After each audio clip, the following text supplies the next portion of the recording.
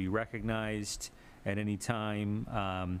Otherwise, what we'll do now is we'll begin with calling the roll. Member DiZoglio. Present. Member Donovan. Here. Member Keegan. Here. I guess Member Maxwell is TBD. Member Shabilia present. Member Willett and Mayor Beauregard. Here, and Member Willett is joining us now, so Member Willett is here, and we'll have Member Maxwell here. via Zoom. Again, if we could just have hear the her, TVs turned on, that'd be helpful. Thank you. We need a motion and a second to accept the agenda for December 11, 2025 So as moved. presented. Second. We have the motion from Member DiZoglio. The second is from the Vice Chair. Do we have any discussion? If not, just because I know that Member Maxwell is here, we'll take a roll call vote once we're able to. I'm sorry, who made it and who seconded it? Member DiZoglio made the motion, the Vice Chair made the second. All right, roll call. DiZoglio. Yes. Donovan. Yes. Keegan. Yes. Maxwell. Member Maxwell? Oh, I see her mouth moving, but I don't know what's coming out. Can I get like a thumbs up or something? Can you hear me? Now we can, yes. Yes, we Okay. can now. Shabilia, yes. Member Willett? Present. And Mayor Beauregard. Yes, so our agenda has been accepted. We'll now rise for the flag salute.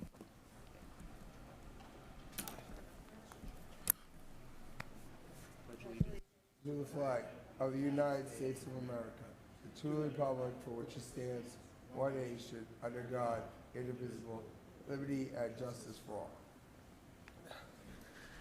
Next on the agenda is public participation. We don't have anybody in the audience tonight except for Teddy from the Tribune. I don't think we received anything in writing. So at this time, I will close public participation. Just to state for the record, if you cannot make a meeting in person for public participation, you can send an email to snscionti@methuen.k12.ma.us before 3 p.m. on the day of a school committee meeting. So the purpose of tonight's meeting is to go about the continued process here that was initiated relative to several sections of the school committee's policies. This is the second read for this. At this point, I'll invite Member Shabilia to take the lead on walking the committee through everything here, including next the letter from MASC Field Director Alicia Mallon.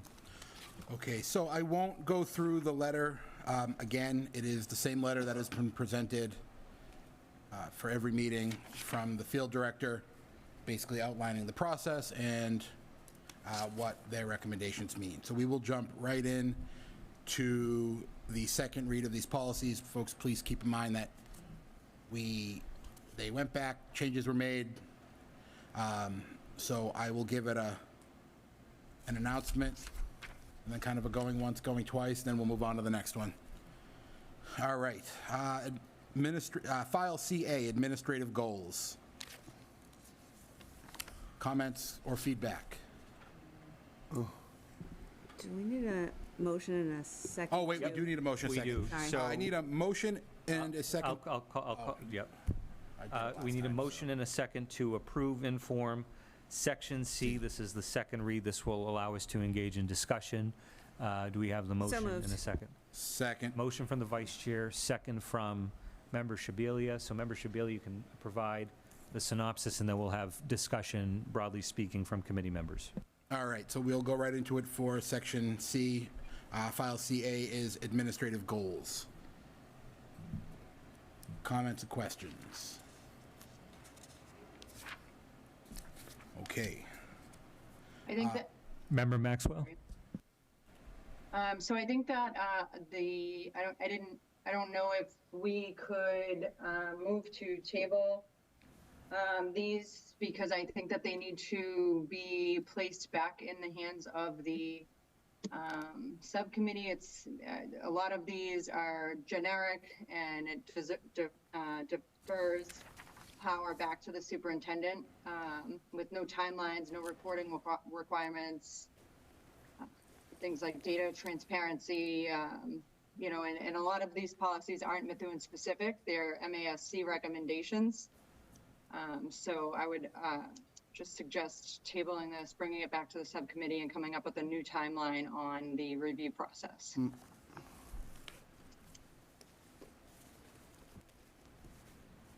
There's a second to that. Does it, allow for discussion first? Okay. No, I'm happy to have that discussion afterwards as You well. can't once you table the. Once there's a second. I'll, Do we have- We'll hold the on the table Yeah. until. Okay. So we don't officially have the motion, we don't have a second, we're engaging in discussion at this point. I am of the opinion that, this is something that's been ongoing, and there's been a process set up for this, and this is the natural culmination of that. I also think that in terms of what we're talking about in terms of these policies, it's broadly speaking an acceptance of best practices as suggested by the MASC. That's something that has been noted as well, and not to mention, many of these things are based on, say, anything that's statutory, it's based on, the law. But, I do know that there is an appetite among members of the committee to perhaps have this be something that the new committee considers. So, I think this is a fair discussion. Do we have a comment from the committee? Member Shabilia. So the purpose of putting these forward before the end of the term was to finalize the work that the subcommittee from this cycle did. Sending these forward to the next group of folks in a few weeks is a duplication of effort. If they want to change something, they're going to change it. They don't have to have every policy in limbo because they're going to want to go back and change one. And to the mayor's point, these are best practices. They're not supposed to be specific. Policies are policies. If you're looking for specifics, they should be in an operating procedure, which to a point is a different issue, but that is an issue that should be tackled by the next committee. And I think backburnering these because we want to delay and we want to have the next group look at them, it's just creating more work that's already been done. And if you guys want to, in the next group, for those of you that'll be here, go through and do this and pick ones and change, more power to you. Nobody can stop you. But holding up the whole thing just seems silly. Member Willett and then the vice chair. I've always said from the beginning, and I'll be going into my 8th term of office, this is a 3-year contract. This should have been done piecemeal. You're talking about dozens of policies, rushing at the last second. You're going to have 2 members leaving this body. I don't see the sense of urgency. I mean, respectfully, if there's things that need to be accomplished, we'll do that in January. We have people that have served on the school committee, currently on the city council, and have people who have worked in the school department that will be coming to the school committee. I think we'll be highly capable of tackling these issues.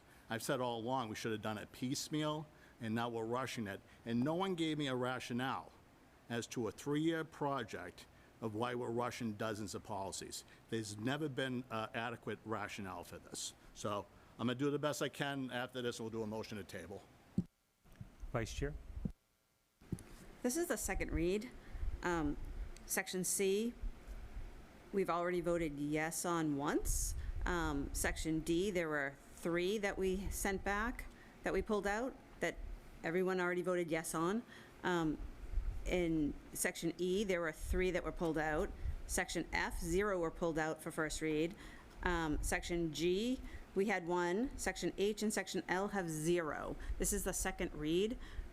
There is no reason not to just finish what we've started and let the new committee start the other policies, the other big sections that are left.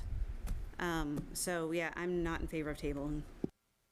Point of clarification, the 3 years that they do, that has been talked about, is the payment structure for this. MASC structures it in a 3-year payment structure to get it under bidding requirements. So it's literally like, I think it's $5 below the threshold, so you don't have to bid it, and they do it over 3 years, whatever the number is exactly, but that's the structure. Nobody thinks the project is supposed to take 3 years, and Alicia has been, I think, very clear about that. And I mean, I would welcome any of the subcommittee members to correct me if I'm wrong, but this is a second read. To say that we're rushing through a second read means we rushed through a first read and nobody voiced a concern. It seems a little theatrical. Well, just very quickly, I've always been on record and said we shouldn't be rushing these policies. So that should not be a surprise to anybody. And serving on the city's council for 6 years, I know what a second read is. You're delaying the process until the new board comes in. So I know I'm going to lose on the item, but that's fine. Do we have Can I any? make a comment? Member Maxwell? I'm just worried, specifically regarding Section C. It handles most of the authority over, superintendent and hiring superintendent. And there's a lot of issues in this specific section that, it even comes down to handbook approval. We've never even seen a staff handbook. So how can we approve a policy based off of something we have never seen? We haven't added any of the Methuen details to the templates that any of these policies call for. So we're just adopting an MASC structure, if you will, and we're calling it finished when it's not actually finished.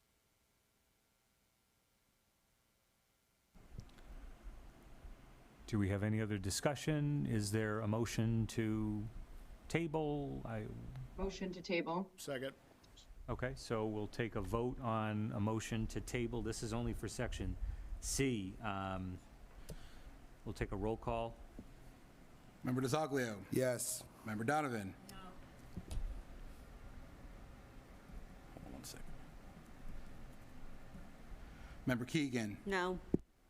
Member Maxwell? Yes. Member Shabilia? No. Member Willett? Yes. And Mayor Beauregard? No. So we're going to Passes. continue discussion. Fails. Do we have any other discussion about Section C? I have some questions. Member Maxwell? So, where do the I don't know if you want me to start with one question at a time. That'd be helpful, sure. Sure. So there's probably about 4 or 5 questions. Where do the policies governing the superintendent's compensation now live? Can we have her volume turned up? She's very hard to hear. We're going to do an adjustment to your volume, Member Maxwell, so we can hear you a little better. Sure. Can we just turn the volume up on the TV?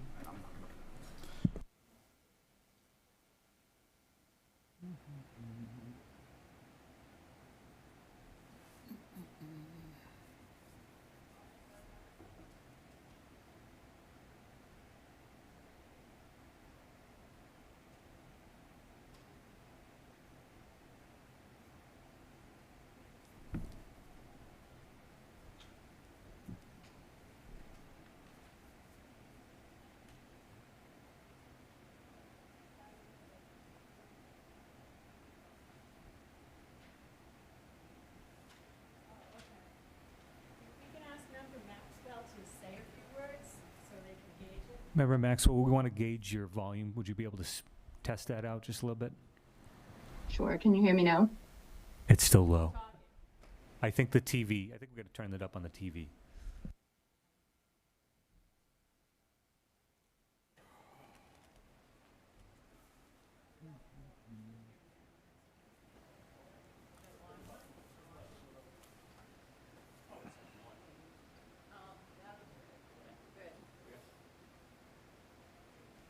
Member Maxwell, try again. Can you hear me now? A little better. So if you could repeat your question, that'd be helpful. Sure. So which policy do the superintendent's compensation requirements live in now? Or is that just related to her contract? So policy would not be the place to talk about compensation. No, but compensation policies would be the place, policy would be the place to talk about compensation policies. It moves everything to her contract. It removes the committee's policy structure. I mean, it's dangerous, especially during a hiring cycle. So there's nothing in this section about compensation policies. Well, I'm asking where they live. That's what I'm asking. If they're not in this specific policy, then where do they live? Compensation for the superintendent would be negotiated between the superintendent or candidate and this body, or the next body, or whatever body. And Okay. that would be in her contract. There's no like salary band like you would find at a company where you're going to pay the superintendent between $11 and $19. Like, it's market driven. All right, so I guess we'll just go back then, since compensation lives in her contract. What are the how do we determine where her measurable goals go if that's not in the policy? And there's no really mandated improvement areas here, so. Well, section what is that? file CA talks about administrative goals, Yep. and the superintendent's goals are managed and really governed by MGL and DESI. Again, so those wouldn't be something that would be written about here. It just, you would expect a policy to say you have to do it and follow the rules. You wouldn't have a policy that says these are the rules, because then every time they change, you have to go and change your policy. Okay. Okay. Do we have any other questions or discussion regarding section C? I have a lot of questions, but I'm going to hold. Member Maxwell, do you have any other questions? I mean, I have a lot of other questions, but I'm just going to hold off because I know that we will be revisiting this with the new committee in January anyway. So I'm just going to wait until the new committee comes in, and hopefully we can revise then. Fair enough. All right, we'll take a roll call vote on section C. Member DiZoglio. No. Member Donovan. Yes. Member Keegan. Yes. Member Maxwell. No.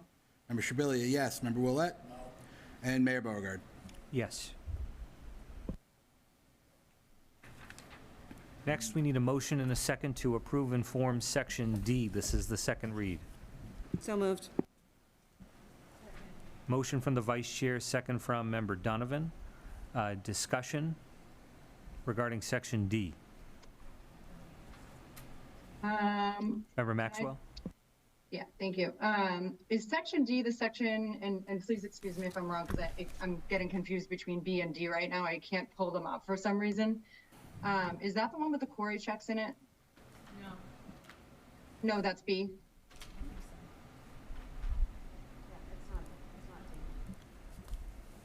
Oh, D is fiscal management. I'm sorry about that. I just pulled it up. Thank you. Budget planning, chargebacks, and the like, that's section Yep. D. Thank you. Sorry about that. No, it's fine. Any other discussion about section D?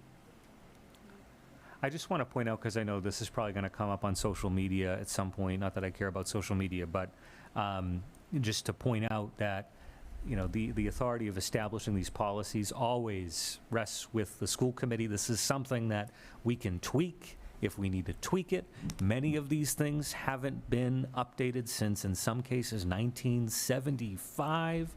I was 14 years away from being even a thought when that happened. So this is something that is a living, breathing document, so it's not like we're etching things into stone. We're bringing things up to speed in recommendation, in keeping with recommendation from MASC. But- So I know there's some disagreement about this, but that's the fact. Member Willett? Just quickly, though, that we've never had an omnibus complete review of all of our policies in rushing the policies within a matter of months. We've never done that in any of our historical meetings. We've never had this colossal omnibus bill that we're going through.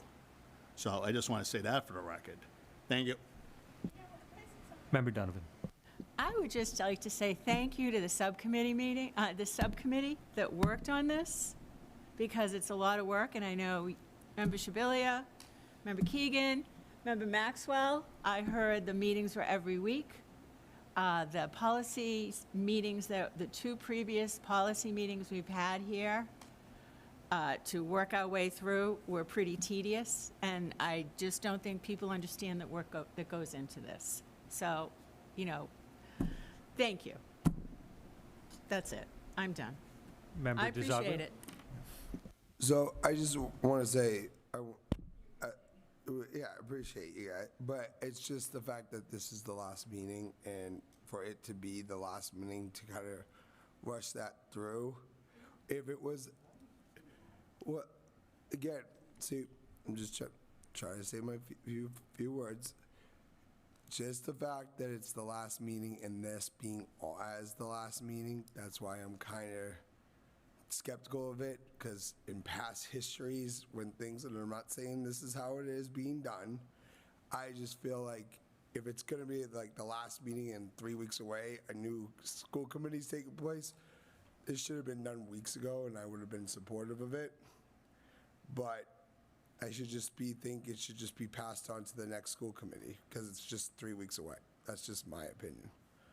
Fair enough. I'll just say, if it had been put through weeks ago, just imagine the magnitude of the rushing word. We'll leave it there. Fair enough. It's a win-or-lose situation. Fair enough. Comments on section D? Member Maxwell? Just the comments that I have on section D, major concerns that I have are the transparency. It's kind of stripped away. There's no requirement for budgets or detailed reporting or grant transparency. There's no mention of quarterly updates. The public hearing, that's the language there is, almost non-existent. So for me, that, those are just my concerns. Those are the major issues I see with the section D. But I appreciate you listening. Thank you.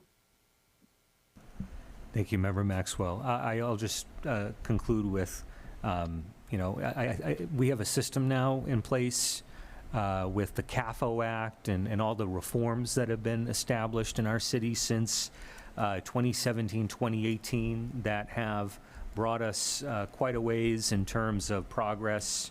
And when it comes to our finances, we have, for instance, on the city side, our first ever fiscal transparency dashboard. Folks can follow along with expenditures through the Munis program in real time. So I know there might be some, feelings about the policies that are here before us, but at the same time, the systems that we have in place, I do think are beneficial for the city and continue to move us forward by way of transparency. Not to mention, we just started adding warrants to the agenda that the public can actually go through and click through, and that's a great reform. And so I don't want to undermine or suggest that we're making things less transparent.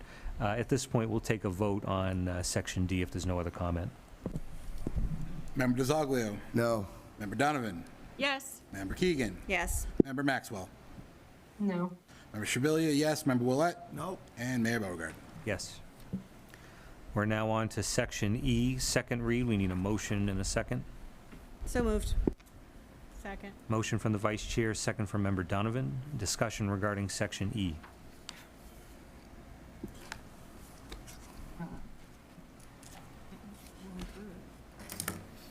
Is there any discussion? I have, Member I have Maxwell? concerns with section E. The safety language is a lot weaker in the new policies. There's no records requirements. There's no timelines to notify families.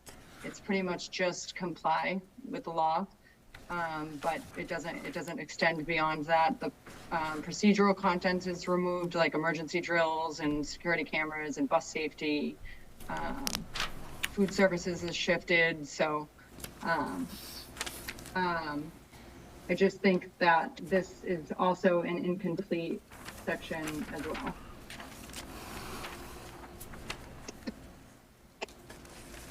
Where would, I guess I have a question. Where would the emergency procedures be published or established? And Where would emergency procedures be policy document? If I may.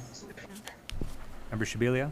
So I think the biggest gap that I'm noticing is we're having a hard time differentiating between policy and procedure. And this is something that we've dealt with even in the subcommittee meetings, being told that that doesn't belong in a policy, it belongs in a procedure.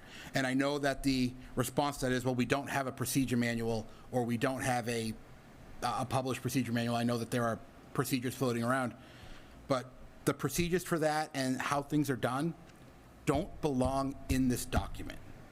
These are policies. These are high level, and what happens and how it happens is a procedural document. They don't go here. This is not where they belong.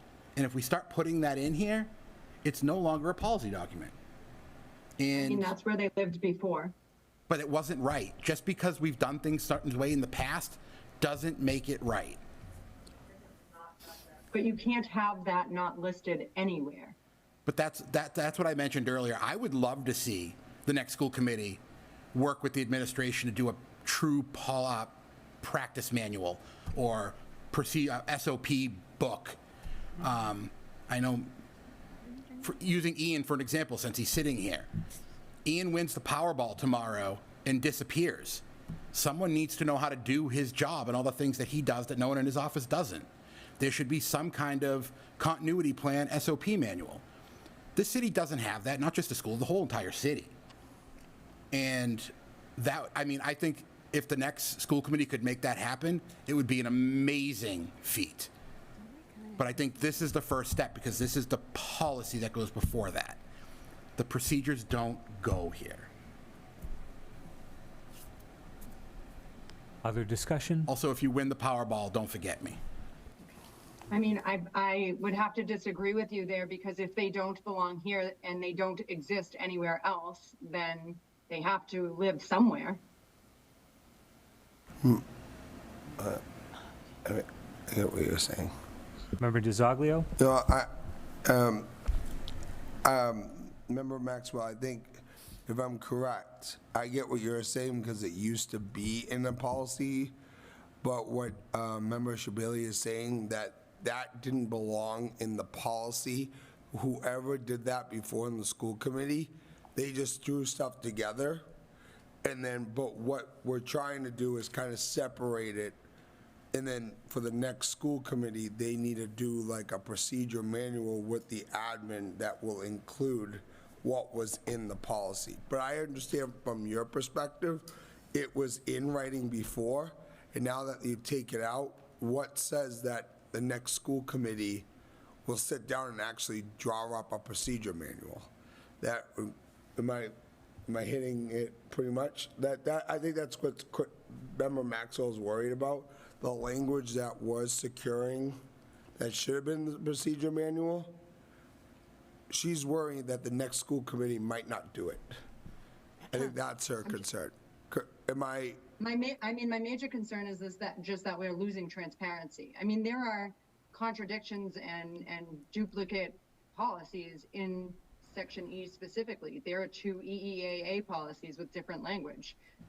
One uses K through 8 grammar school, 1 mile, 9 through 12 high school. And then there's another, page 22 says K through 8, while page 21 says elementary school. So, you know, this is just an easy example of how we rush through this process. We literally have 2 versions of the exact same policy with different rules.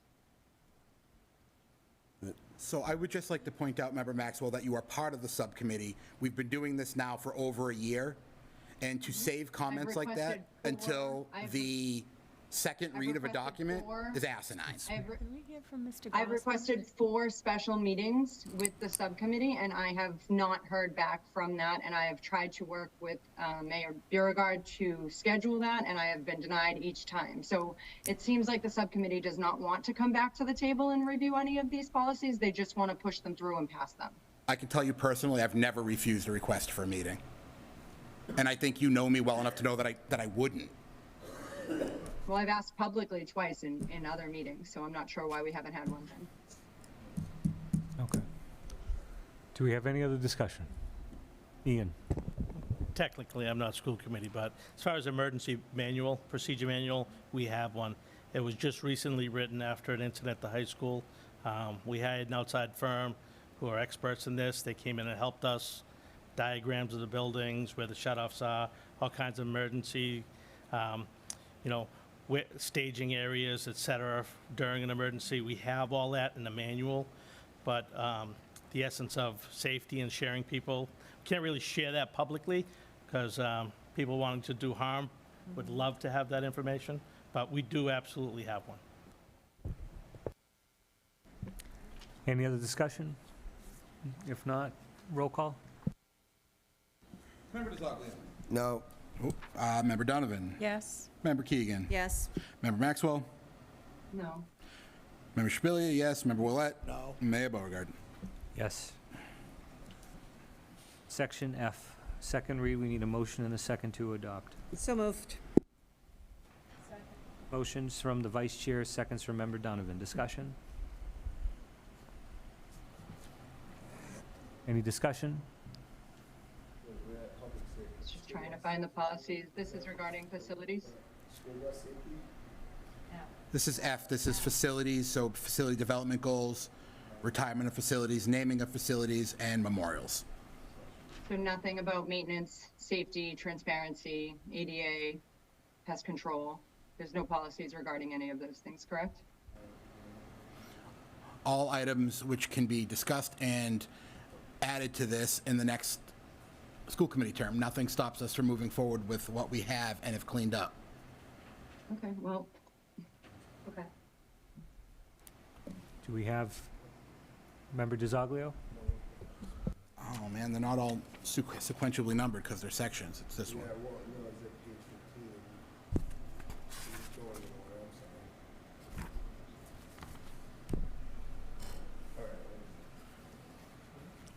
We're talking about section F. Keep going till you get to section F. Alphabetical order, my man.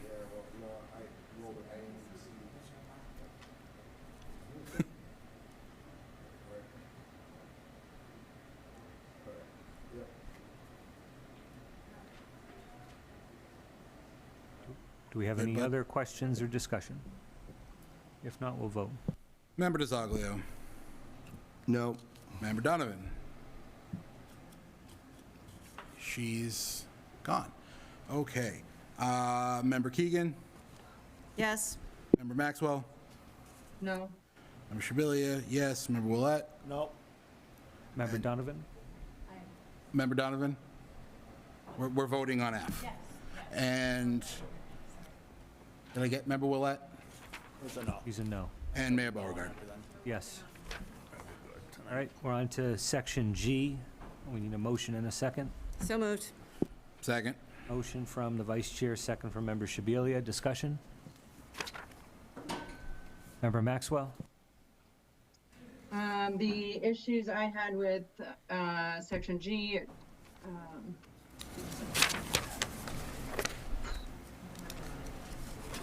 it conflicts with CBA's policies. Are, they're contradicting. The complaint and grieving structure is cut. Staff loses their process. Now you need procedures for policies that don't exist. Transparency, the Title IX's missing. ACAB was moved, complaints were removed. With the current issues that we have here in Methuen, then I think that, we need to make sure that our current policies align with current CBAs. Staff grievance procedures, where are those located, the investigation process, the timelines, the rights that employees have, who handles complaints. None of that is in any of these policies. Nor should it be. Any other questions, member Maxwell? Nope, that's all. Thank you. All right, do we have any other, member Shabilia? Just point of clarification, the subcommittee did pull out a few of these and sent them to HR for review. A lot of the things that member Maxwell mentioned are purposely not here because they're covered in CBAs. Again, those are contractual items, not really policy items, and every CBA may be different. I don't think we have two CBAs that are identical. So it's a unique and fluid concept because every 3 years those CBAs change just a little. Do we have any other discussion? All right, if not, we'll vote. Member DiZoglio. For this one, I'm actually gonna say yes. Oh, all right. Member Donovan. Yes. Member Keegan. Yes. Member Maxwell. No. Member Shabilia, yes. Member Willett. No. And Mayor Beauregard. Yes. Next, we're on to Section H, second read. We need a motion and a second. So moved. Motion from the Vice Chair, second from Member Donovan. Questions, discussion? Member Maxwell? No.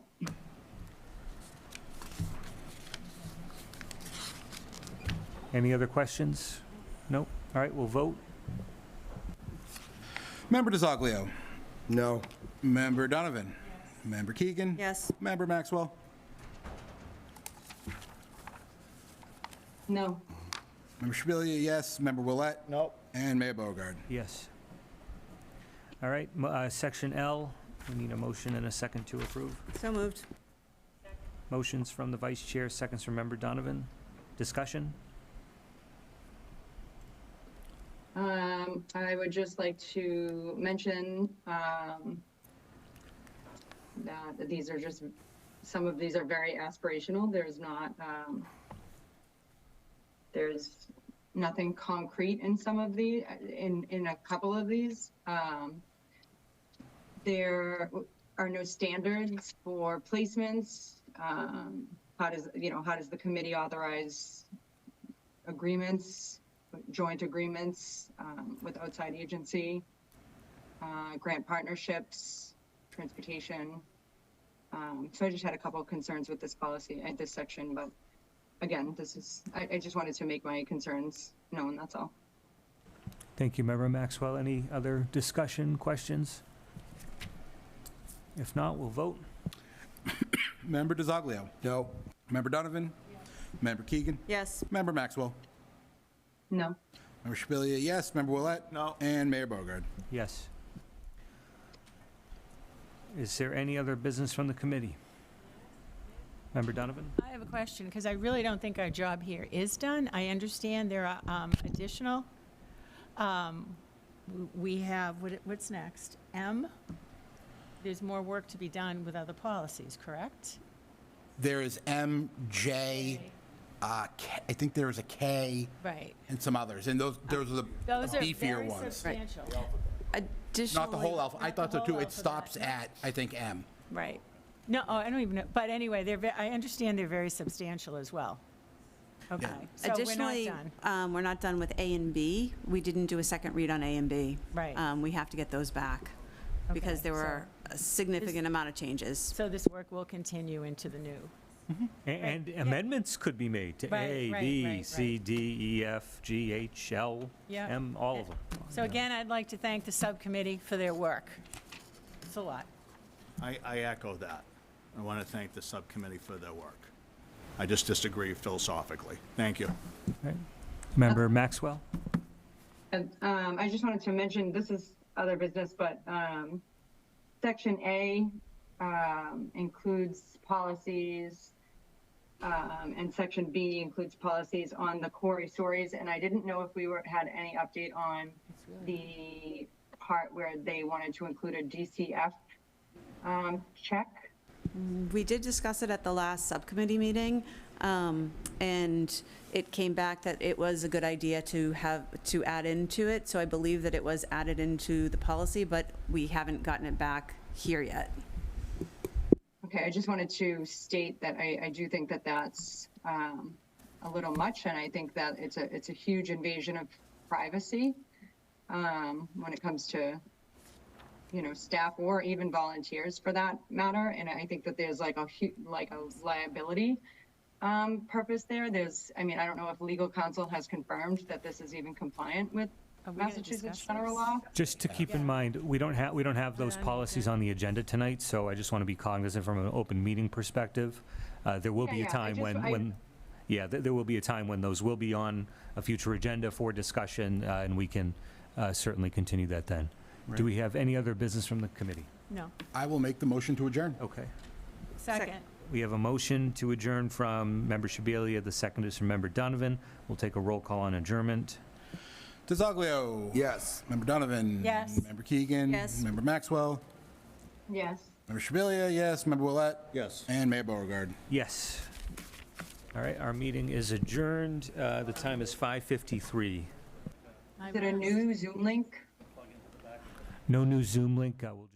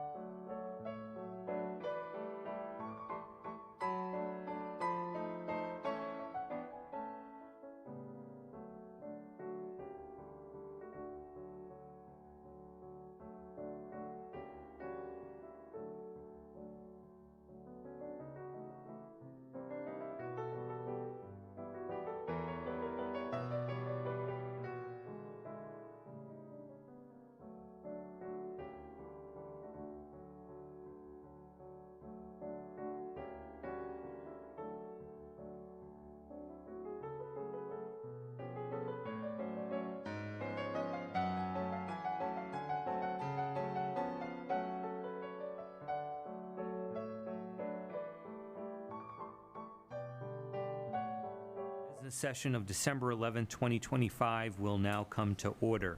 This meeting is being recorded and will be made available for viewing on Member DiZoglio? Present. Member Donovan? Present. Member Keegan? Present. Member Maxwell? Here. Member Shabilia? Still can't hear her. Member Willett? Yeah. Mayor Beauregard. here. All members are present. Member Maxwell is joining us via Zoom, so any votes we take tonight will be via roll call. We need a motion and a second to accept the agenda for December 11, 2025 as presented. So moved. We have the motion from Member Shabilia, the second from Member DiZoglio. We need a motion and a second to amend the agenda for tonight to remove the executive session portion of it. So moved.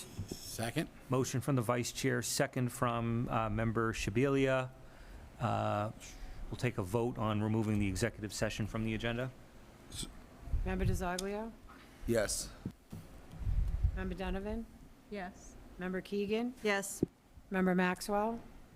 Yes. Member Shabilia? Yes. Member Willett? Yes. Mayor Beauregard. Yes. Unanimous. We now need a motion and a second to accept the amended agenda for tonight's meeting. So moved. Second? Motion is from Member Willett, the second's from the Vice Chair. Any discussion? I have a question. Member Maxwell? And please tell me if I'm doing this wrong, but can we also make the amendment to remove 9A off the agenda, the discussion and approval to postpone, since we already discussed that? I'm sorry, I can't hear. So this would be, Member Maxwell wants to make a motion to amend the agenda further and remove 9A, the discussion and approval to postpone or change the current timeline of our current policy review. Does she have a second? So moved. Second. Okay. So we have a motion on the floor here to further amend the agenda to remove 9A. We'll take a roll call vote. Member DiZoglio? Yes. Member Donovan? Yes. Member Keegan? Yes. Member Maxwell? Yes. Member Shabilia? Yes. Member Willett? Yes. Mayor Beauregard. Yes. So 9A has been removed. We need a motion and a second to accept the amended agenda. So moved. Second. Motion's from Member Shabilia. The second is from the Vice Chair. Any further discussion? If not, we'll vote on accepting the agenda as amended.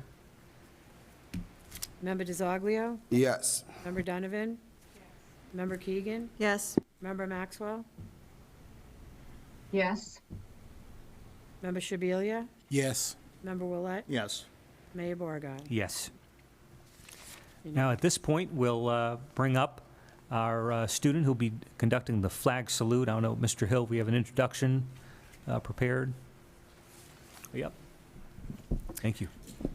I believe Ms. Goyette Langus, the lower school associate principal, is going to introduce Cameron. Thank you.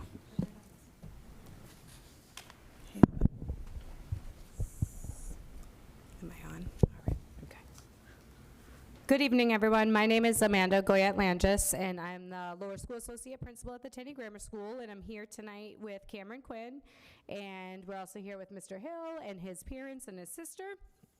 And Cameron Quinn is a 4th grade student in Mrs. Lesage's class at the Tenney.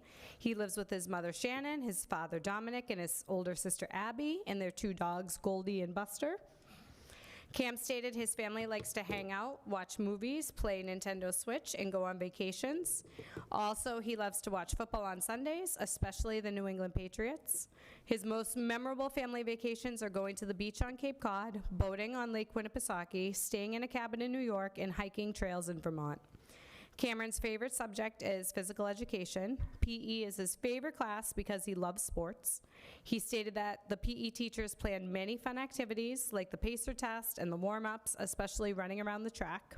Cam also stated that in 4th grade he is learning so much and he feels like he is getting better and better at math and reading every day. Cameron said his favorite thing about the Tenney is that the teachers, nurses, and principals are always helpful and kind. He gave a special shout out to our Tenney Tiger for making appearances at school. Cameron said at school he always tries to be a friend to everyone. He shared that when playing a game with friends or classmates at recess or in PE, he is competitive, but always in a respectful way, meaning you need to show respect and treat others the way you want to be treated. Mrs. Lesage, his fourth grade teacher, stated Cameron is described by his classmates as always showing kindness and having a deep respect for others in his learning. This makes Cameron a valued and much appreciated team member of our classroom. Beyond his positive interactions with all of his peers and teachers, Cameron is also exceptionally hardworking, consistently demonstrating a strong commitment to his learning and academic success. Not only does he show this commitment in the classroom, but also when showing up for his sports teams. During our conversation, Cameron reported he loves playing and watching sports. He plays flag football, baseball on the Blues, and basketball on the Lakers. When he grows up, Cam would like to either be an NFL player or an MLB player or a businessman. His mother, Shannon, states, I think what makes Cameron so unique is how big he is able to dream and how responsible he has been since a very young age. I never have to worry about Cameron making the right choice. He is very self-aware and kind to everyone. Cameron has big dreams of one day playing college football for Notre Dame and then maybe the NFL. Cameron has been a type 1 diabetic since the age of 4, but he never lets that get in the way or discourage him from setting goals for himself. He takes great care of himself so he can keep working and pushing for those dreams. For Cameron's future, I know he'll accomplish anything he sets out to be or do. Cameron, we're all proud of you in all the ways you show respect, ownership, cooperation, and kindness and safety at school and outside of school, so keep rocking it. Please stand for the pledge.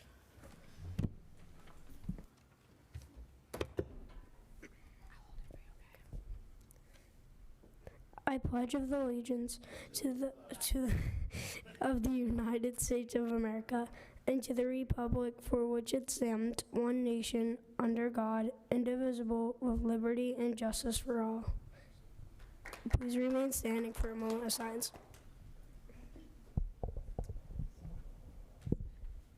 Nicely done. And now we'll pause for a picture.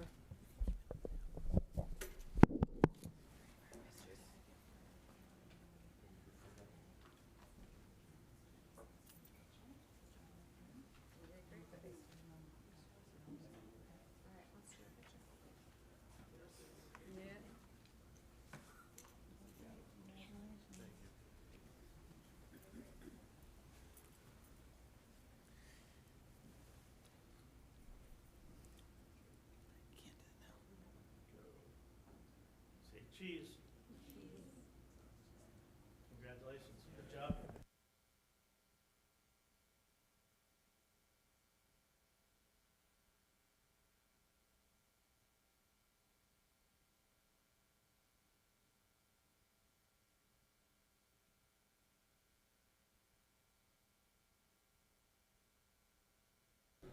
All right.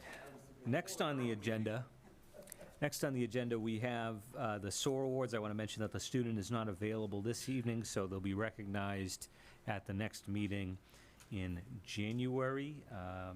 I'll invite our student representative to share any updates.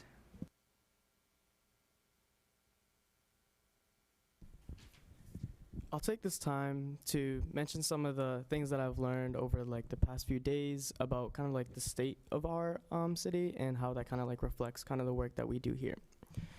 So I want to also talk about my experience in the classroom and how that relates to the pressing topics often discussed in the discussions about book banning. I had the displeasure of learning about the hate that festers within our community and how the people that have cared for me and the entire district are now the target of people's hateful remarks. I've lived in Methuen my whole life, and I pride myself on advocating for bills and various changes to support youth, and I cannot and will not stand for the bashing of my Methuen leaders. That being said, regarding the topic of the book of the banning of the book, The Absolutely True Diary of the Part-Time Indian, many have expressed their absolute disgust for something being taught in school. But what they're missing is how that book is being taught. I'm a student here at Methuen High. I'm a senior. I've been a part of freshman English. I've been a part of sophomore English and AP Lang and AP Lit.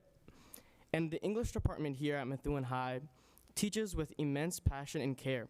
They design their own curriculum, and that means there's discussion. Intellectual discussion, where we learn about why someone would do what they do and why someone acts inappropriately. We learn immense about the amount of heinous things. We learn immense about heinous things that happen in our world. But all the students are prepared with pre-reading and discussion. Before any book, there is so much pre-reading facilitated by teachers. There's so much discussion prior to going into a book. This allows students to be ready to know what they're learning about, and when they are reading, they are able to discuss with the teacher. Nothing inside of a book is ever just taught at face value. Everything is intellectualized, meaning that all high schoolers are looking through a mature perspective of the content of inside of a book. That being said, if anyone opposes my belief in the non-banning of the absolutely true Diary of a Part-Time Indian, please write your essay on Facebook. I will not be reading it. If you believe that LGBTQ does not belong at Methuen High, please write your essays. I will not be reading them. It is ridiculous to think that such a community that works so hard to ensure that students here at Methuen are cared for and are learning at such a high level are bashing our community. It's absolutely ridiculous, and it's something I cannot stand for and will not stand for. So please continue to write, and I'll continue to advocate for the continuation of learning in our school, for the continuation of the great faculty and staff here at this school. That SOAR Award was nominated for me. I was receiving the History SOAR Award, and I wrote my speech praising the history department here, the English department here. I wanted to recognize all the teachers here that sacrifice so much. There are teachers here that it's their first year working here, and they're doing like 3 classes here. That's Miss Aronson. She's doing 3 classes and an AP class. That amount of workload is ridiculous. The amount of teachers here that are doing so much and for some reason are being hated by people who have not been in a classroom in years is just not right. And I cannot let that be. So please, again, understand the fact that Methuen High is a place of learning. Methuen is a community of people who have integrity, of people who care for students, and people who are going to continue to advocate for right and not continue to spread a hateful rhetoric that is pushing some hateful agenda and are fighting people that are invisible. Like, it's not right. That's all. Thank you.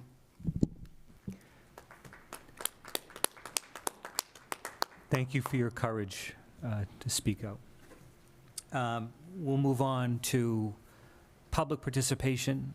We don't have anybody who is signed up, but before we have a statement that was submitted in writing, read, is there anybody in the audience who wishes to speak? If not, we'll have the reading of the written submission for public participation. To the Administration and School Committee, we, the undersigned custodial employees of the Methuen Public School, are writing to express our serious concerns regarding recent discussions about privatizing custodial services.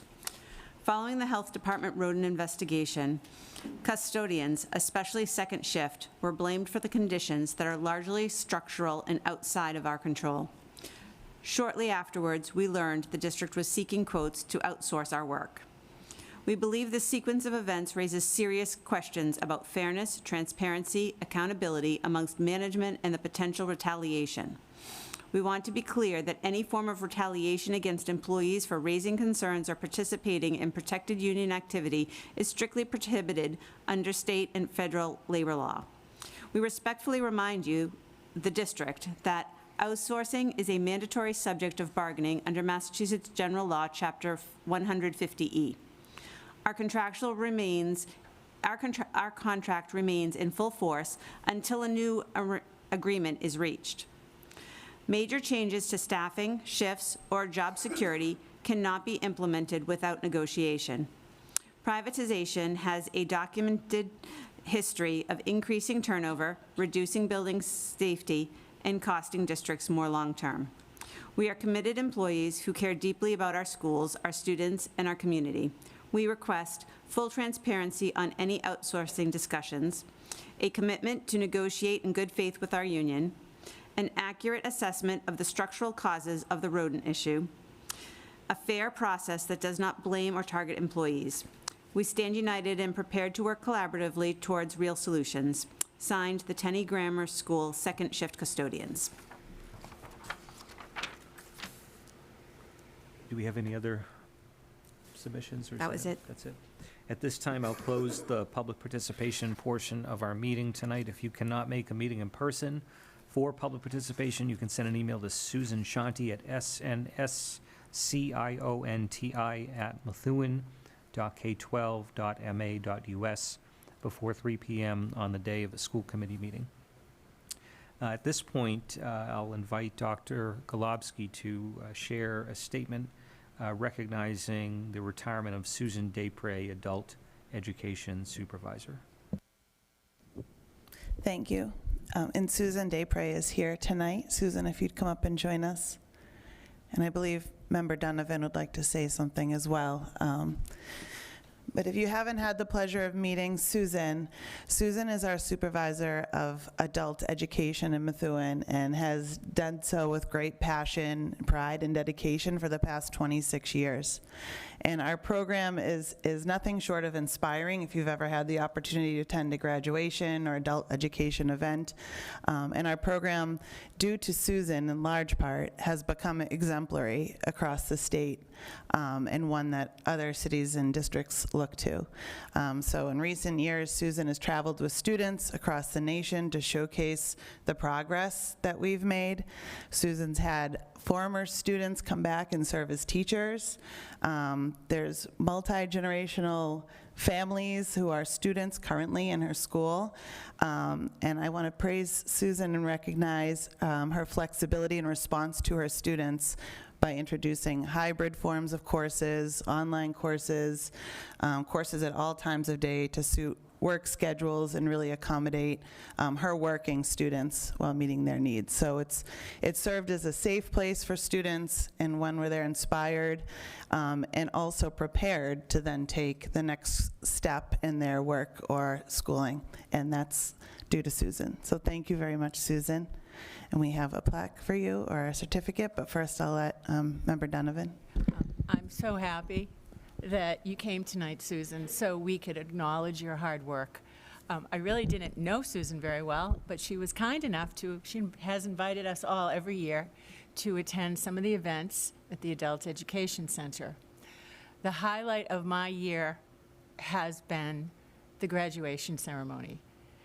It is, I wish all of Methuen knew what a treasure Susan is and how she has embraced and encouraged and challenged people who are new to this country, who are new to this city, who are new to the language, who want to pursue more education.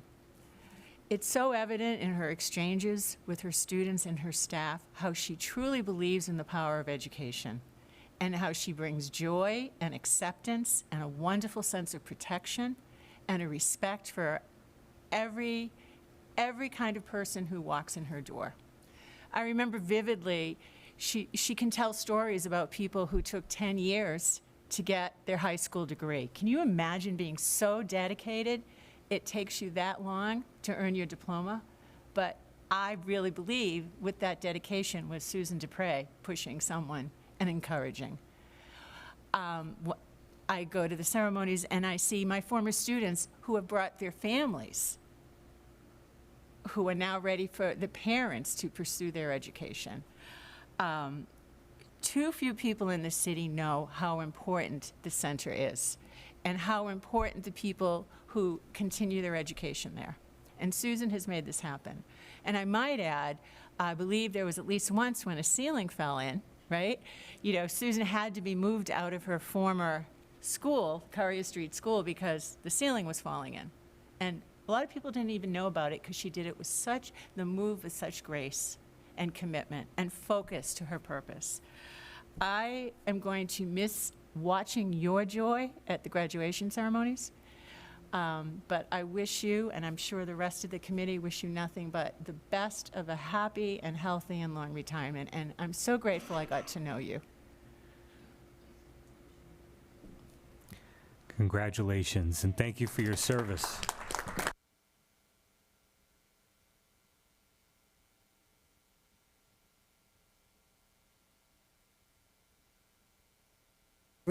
Thank you. It's been a real privilege to serve in a community that values adult education the way we do here in Methuen. I'm extremely grateful for that. And our adults, they range from quite young. We have 4 17-year-olds in our adult secondary education class right now, all the way to older. I just admit, I remember a lady who was 79 years old when she came through the doors on Boylston Street saying, "It's time for me to get my high school diploma." And we just embraced her, and she did it. So, yeah, many, many stories as you're hearing. But I'm, again, just truly grateful to be part of this community that welcomes adult education. And these are trying times we're in, we know that. And so I'll continue to be cheering on from the sidelines and supporting so that this is our 36th year of operation, and so that it continues well into the future. So thank you. Thank you for the support.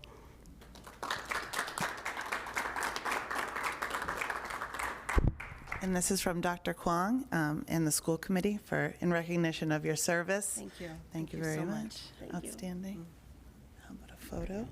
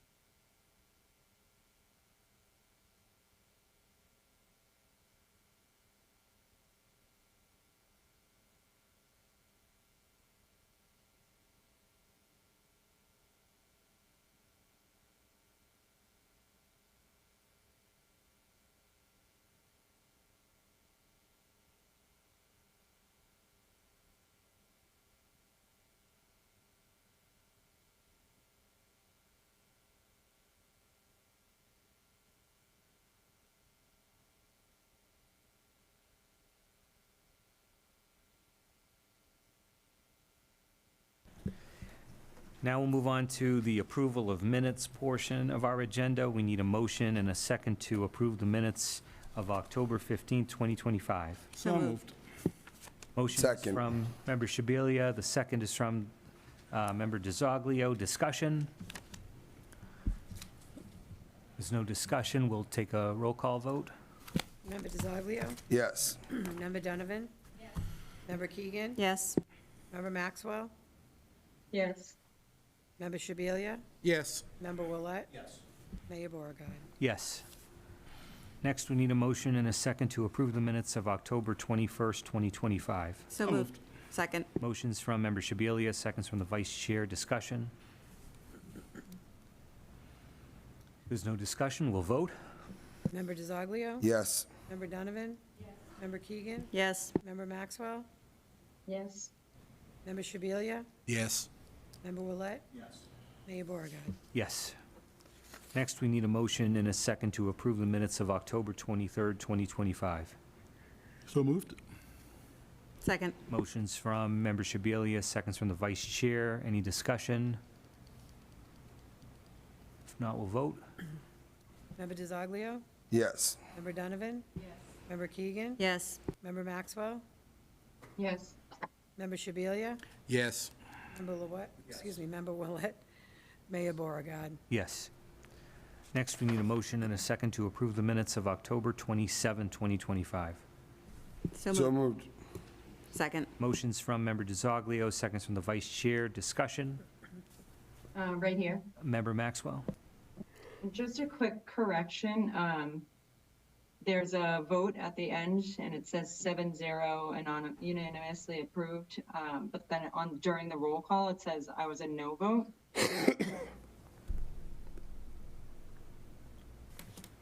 Would you like to move to amend the minutes and make that tweak? Please. Do we have a second? Yes, so moved. All right, we have the Second. motion to amend from Member Maxwell, the seconds from the Vice Chair.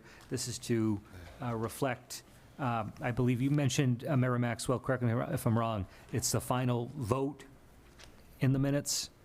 It was Yes. listed as It was 7-0. 7-0 but unanimous. Member Maxwell was a no, so we'll just update the minutes to reflect that it was 6-1.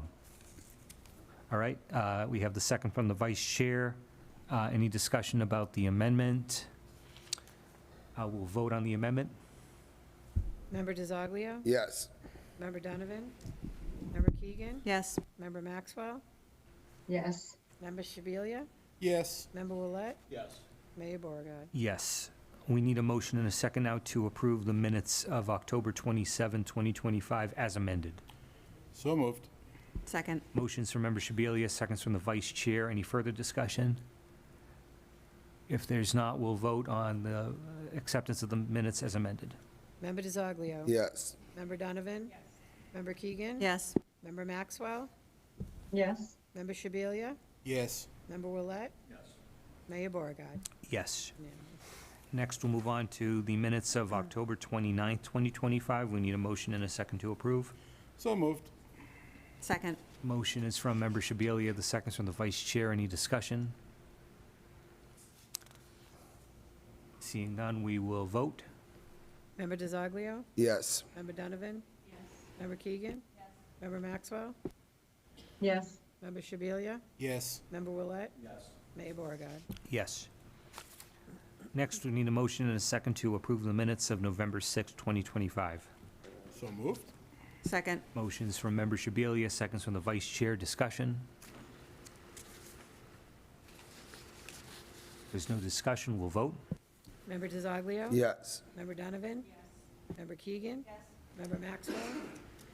Yes. Member Shabilia? Yes. Member Willett? Yes. Mayor Beauregard? Yes. Next, we need a motion and a second to approve the minutes of November 10, 2025. So moved. Motions from Member Shabilia, seconds from the Vice Chair. Discussion? There's no discussion, we'll vote. Member DiZoglio? Yes. Member Donovan? Member Keegan? Yes. Member Maxwell? Yes. Member Shabilia? Yes. Member Willett? Yes. Mayor Beauregard? Yes. Unanimous. Next, we need a motion and a second to approve the minutes of November 18, 2025. So moved. Second. Motion is from Member Shabilia, seconds from the Vice Chair. Discussion? There's no discussion, we'll vote. Member DiZoglio? Yes. Member Donovan? Member Keegan? Yes. Member Maxwell? Member Maxwell? I'm gonna say no because I had a note on this and I just can't find it, so I'm a no. Okay. Member Shabilia? Yes. Member Willett? Yes. Mayor Beauregard? Yes. 6-1 passes. All right, that passes 6-1. We need a motion and a second to approve the minutes of November 19, 2025. So moved. Second. Motions from Member Shabilia, seconds from the Vice Chair. Discussion? There's no discussion, we'll vote. Member DiZoglio? Yes. Member Donovan? Member Keegan? Yes. Member Maxwell? Yes. Member Shabilia? Yes. Member Willett? Yes. Mayor Beauregard? Yes. Unanimous. Next, we need a motion and a second to approve the minutes of November 24th, 2025. So moved. Second. Motions from Member Shabilia, seconds from the Vice Chair. Any discussion? There's no discussion, we'll vote. Member DiZoglio? Yes. Member Donovan? Yes. Member Keegan? Yes. Member Maxwell? Yes. Member Shabilia? Yes. Member Willett? Yes. Mayor Beauregard? Yes. Unanimous. Next, we're on to staff reports. The first is Superintendent and Assistant Superintendent update on MHS bus incident with Chief McNamara and myself. I just want to point out that originally my plan was to have Chief McNamara come to the meeting on Monday night, but of course, the meeting on Monday night didn't end up happening, and so given the difficulty of trying to coordinate that, he's not with us tonight. I don't want to speak for him, but what I will say, and I don't know if Mr. Goslin has any updates on the school side, but I've been in touch with Chief McNamara along with the superintendent looking at some maybe revised protocols going forward to address this type of situation, make sure it never happens again. But that's something that I would want to bring the chief for an official update from him rather than speak for him. Not sure if Mr. Gosselin, you have any updates? Well, I will say I received the email from Chief McNamara as well. I spoke to the principal of the high school today. I've also spoken to the bus company about possible protocols moving forward. I reached out to Officer McNamara today to set up a meeting for next week, so he, myself, and the principal can sit down and come up with best steps to move forward. I will say the bus company was also planning to be here on Monday, but we're unavailable today. So this will be something that we can bring the company and also the chief for an additional discussion once we're able to coordinate that in terms of schedule. Member Willett? Thank you, Mr. Chairman. I did make a recommendation to you. I'm not sure if you want to disclose that. At some point, I know I had something that we have to implement, but I also want to, as the leader of the community, I did make that recommendation to you, and hopefully the city council will be on board with that too. Absolutely. So what Member Willett is referring to, he and I had a discussion and the aftermath of this incident, talking about safety measure that is part of our capital improvement discussion. So that's something that we can share. I just want to be sensitive, again, given the fact that it does involve school safety. So that's something that we can outline, perhaps in coordination with the chief. I know he's on board with a similar type of measure. So with that, Can I ask a quick question? Member Maxwell. Just a quick question, and I don't know if Ian, you know the answer to this. Do the students have IDs where they could show those as they're entering the bus? Member Maxwell's asking if students have IDs that they're able to show to bus drivers as they're boarding a bus. Not all students do. That's what we're going to discuss next week. Yeah. Obviously, that would be a great way forward. We just have to make sure that we can do it in a timely fashion. So I absolutely, just they didn't know if should. that was already in place, sorry. Yeah, they should, they will, and especially in this weather when everyone's bundled up, you know, everyone should have an ID, and if not, they're going to have to most likely stop with the bus driver to give their name and ID number to be let on the bus. So, but I'll finalize that with the chief and the principal.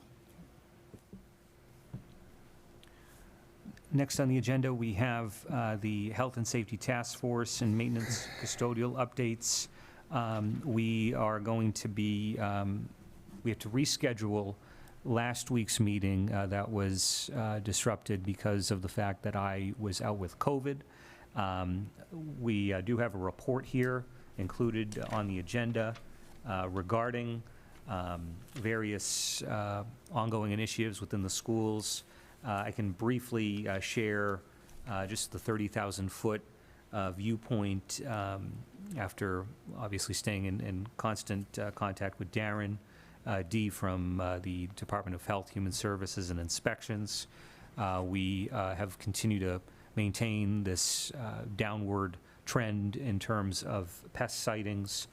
He is receiving the reports, and as a result, of course, I am through him. So we're continuing to make progress on that front. We have a very responsive new vendor, Bremen. They're very thorough and have been conducting site visits and ensuring that we're up to speed in terms of our pest control services. But in essence, what we're continuing to do is continuing to make progress on those additional exclusion measures as needs arise. Darren was with, I know, school administration for walkthroughs, as he always does. Mr. Goss, I'm not sure if you have any other updates, but that's the long and short of it, and this is available online in terms of the broader memo. Member Willett. As I've done in the past, through the chair to Mr. Goslin, you've been very forthcoming on furnishing. Prior was the pest end reports so the new vendor. I'd like to have those direct reports submitted to us if possible. You can attach it with the upcoming monthly report next month, but Definitely would like to see those reports Would you directly like from them the with the school vendor. committee report, or would you like me to just forward them to school committee when I get them electronically? Yeah, Because either quite way, frankly, yeah. that'd be easier. As Yeah. it comes in, I could just forward it off to Yeah. the school committee, and you can read it if you'd like, or? Yeah, absolutely. You were very helpful in the past on that. I appreciate it. Thank you. We did do two, we're continuing our monthly walkthroughs with Darren, head custodian, principal, myself, Dr. Kwong. We did a walkthrough Thursday morning for both the Marsh and the Tenny. Everything's still looking really good. We are expecting, because of the cold weather, that this is the time of year that the little guys want to try to get back inside. So we're we're diligent about that and keep an eye out there. I'm going to send a reminder out to staff about the reporting tool. Sometimes I feel like they don't want to report because they feel like they're getting somebody in trouble. We need all that information, and we want it transparent, we want it visible, and we want to be able to tackle those areas we need to tackle. So. Member Willett. I had mentioned it during the prior meeting too with the radon. I don't think we've done it. So I'd like to encourage the administration and also with the mayor to do that system-wide. I know in Connecticut, I think it's an automatic state law. So I'd like to encourage that be done within a school system because we're doing a comprehensive top to bottom with atmospheric conditions and pest control and removal of foliage. That would be something I would encourage with the radon. Thank you. Member DiZoglio. Quick question, this is for public. When we're paying for the company that we're paying for now, is that coming out of our operational budget or the city's helping? The school building's coming out of the school department. City buildings are coming out of the city.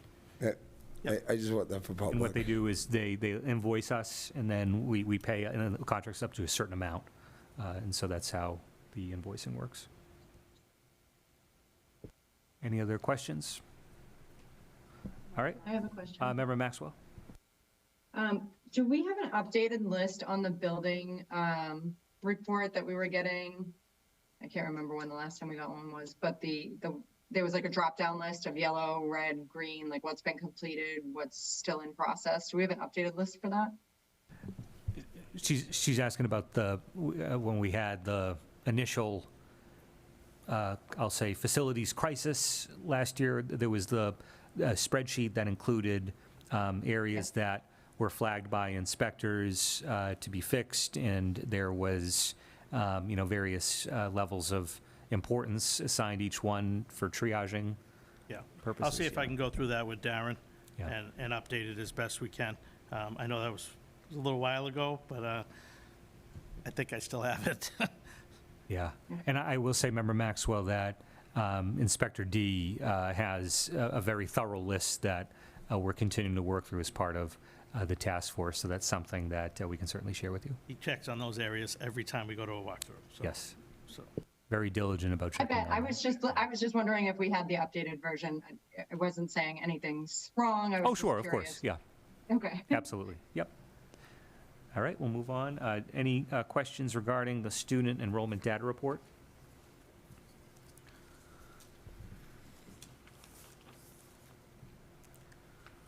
Next on the agenda, we have the Assistant Superintendent of Student Services report. Do we have any questions for Dr. Bozek? Member DiZoglio? So, something was brought to my attention. I guess the students went for a day to New York. I don't know the exact date, for a day trip, and they were involved in an accident where the tire fell off. If that's correct, you want to tell a brief of that? Sure. I think I can talk about that now, even though it's a different item. But so there was the senior class trip to New York. It's a day trip, which we've done for several years in the past, and students leave very early on coach buses and come back late at night, and they have some planned activities through the school with chaperones. So we had 3 coach buses go on the trip. One, about midway there, had an incident with one of its wheels and had to pull over. Unfortunately, that group had to wait in the parking lot with the state trooper present. Luckily, the heat was working, the bathrooms were working, for the next coach bus to come to replace that bus. And so fortunately, there were no injuries. The bus pulled over safely, and those students were boarded on the next coach bus, were able to make it to New York City, albeit late. And then I believe they did take part in most of the activities that were planned. So to add on to that, I heard the replacement bus also got in an accident in New York City from a parent. It clipped the car, and the parents weren't notified by it. So I don't know. That's what I too was not notified. I'm unaware of that. So I haven't heard that. I can check with Mr. Corrett. Yeah, and also I had a parent send me pictures of the car that they clipped. So I will happy to share that with you. So you can ask, and they ended up walking as well. That's what I heard from the parent. I have the pictures of the car that they clipped, and I'm happy to share if necessary. Okay. All right? Sure. But there was no reports of injuries or anything else? No. So, Do you know, Tab? Yeah, to be clear, I was not attending the trip, and nor was I on that bus. But from what I've heard and from the videos I've seen, it was a minor bump that was unresolved and just kept on going. No one needed, it was so minor that it was not needed to be addressed. So obviously no one got hurt, and it just kept on going.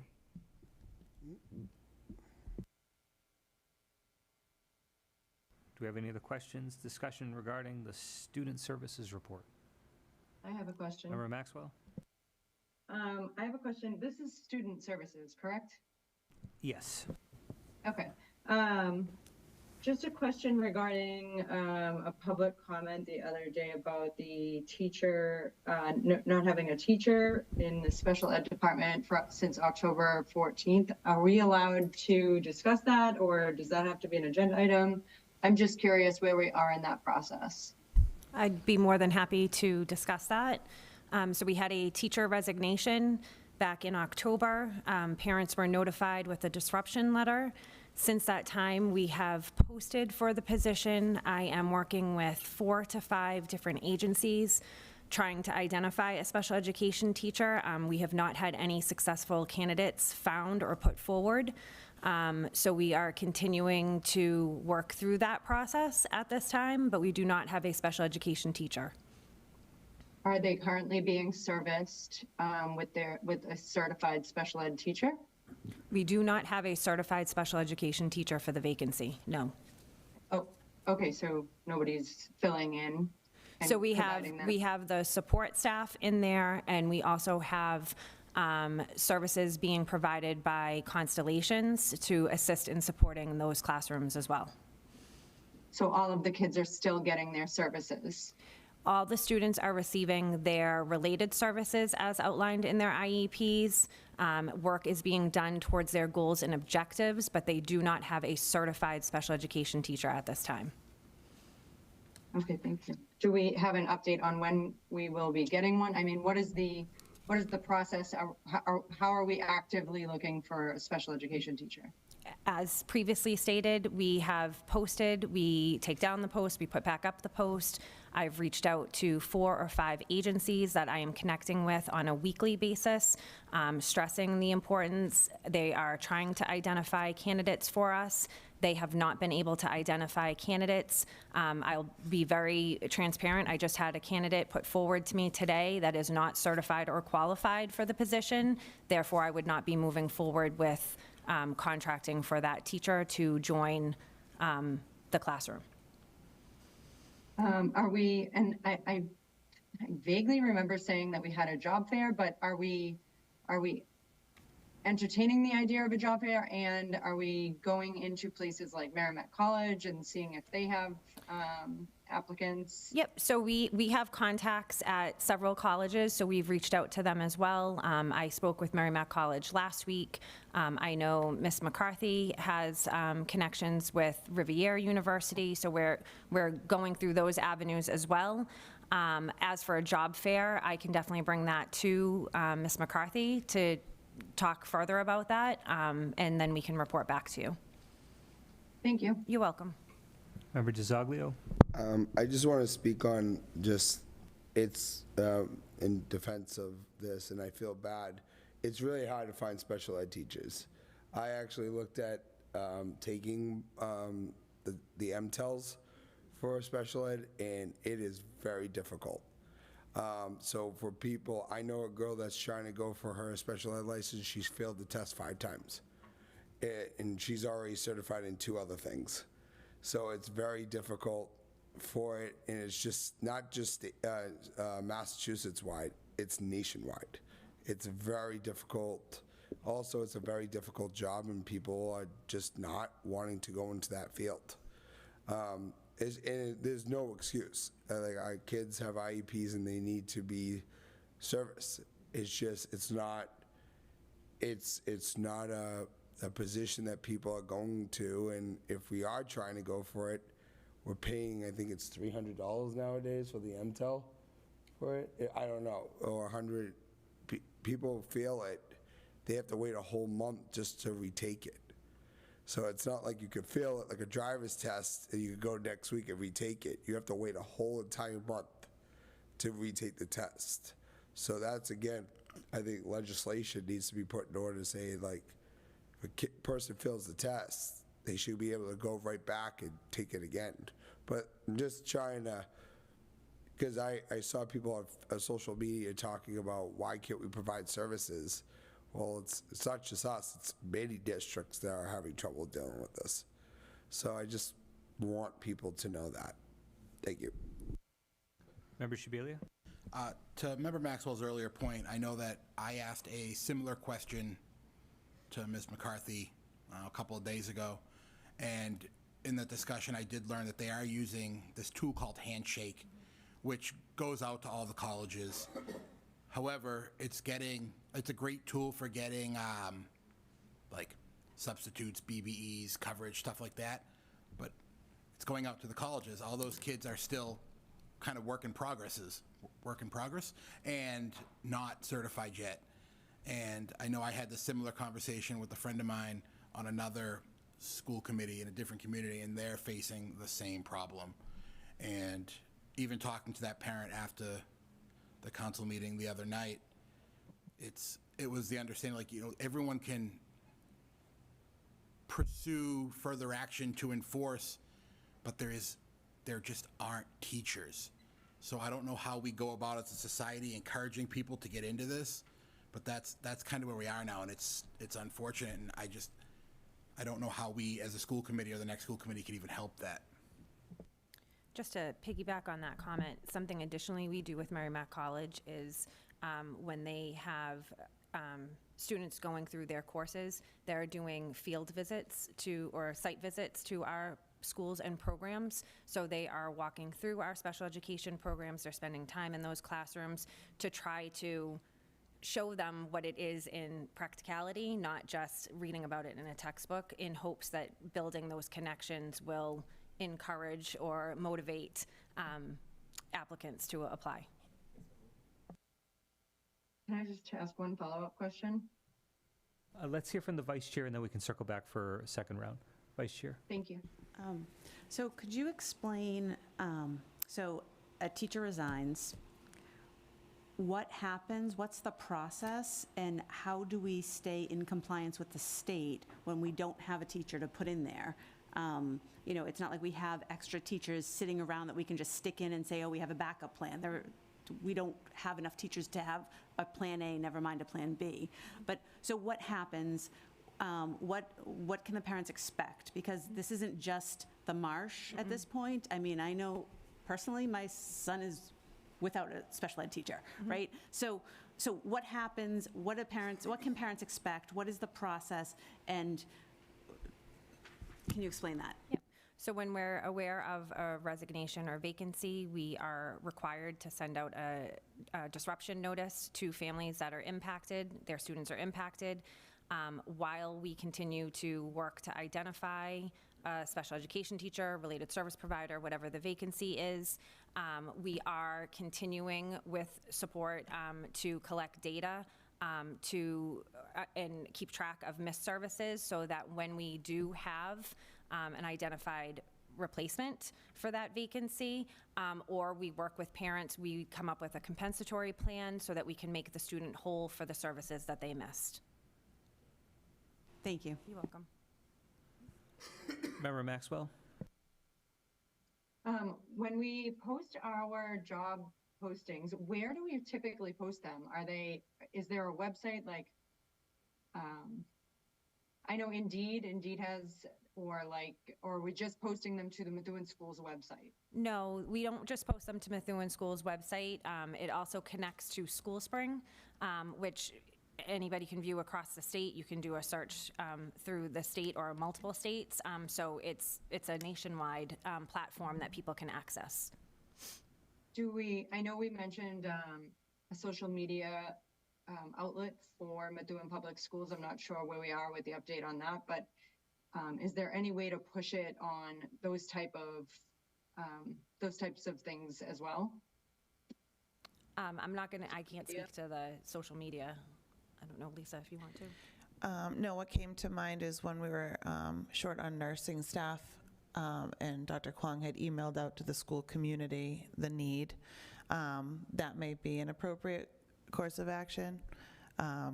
Otherwise, we don't have social media channels as of yet that are from the district. So we have done that in the past with the nurses, where we sent it out kind of to the community, and then the community kind of shared it, and you had luck with that? It was an email to parents, more of an FYI, in case there were a nurse among our school community who had the hours or flexibility to pick up the time or the substitute nurse coverage. So we could try something in that line in case there happens to be someone who is certified and isn't currently working. Great, thank you. Do we have any other questions? If not, we'll move on to the HR report. Any questions regarding the HR report?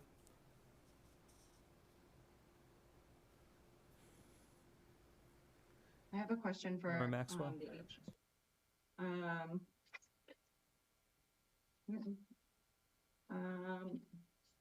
Sorry. I don't have it right in front of me. I'm sorry. I'll skip it. Thank you. We'll move on to the out-of-school suspensions and other disciplinary actions report. Any questions from the committee? Member Maxwell? So for the disciplinary reports, I know I had mentioned a few meetings ago if we could have a different kind of dashboard reporting style.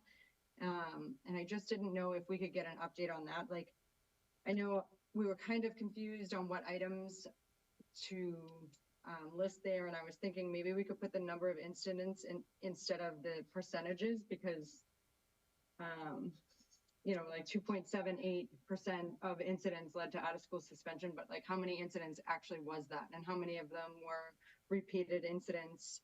Like, where are you seeing the most incidents, like grade level wise? Can we get an updated dashboard?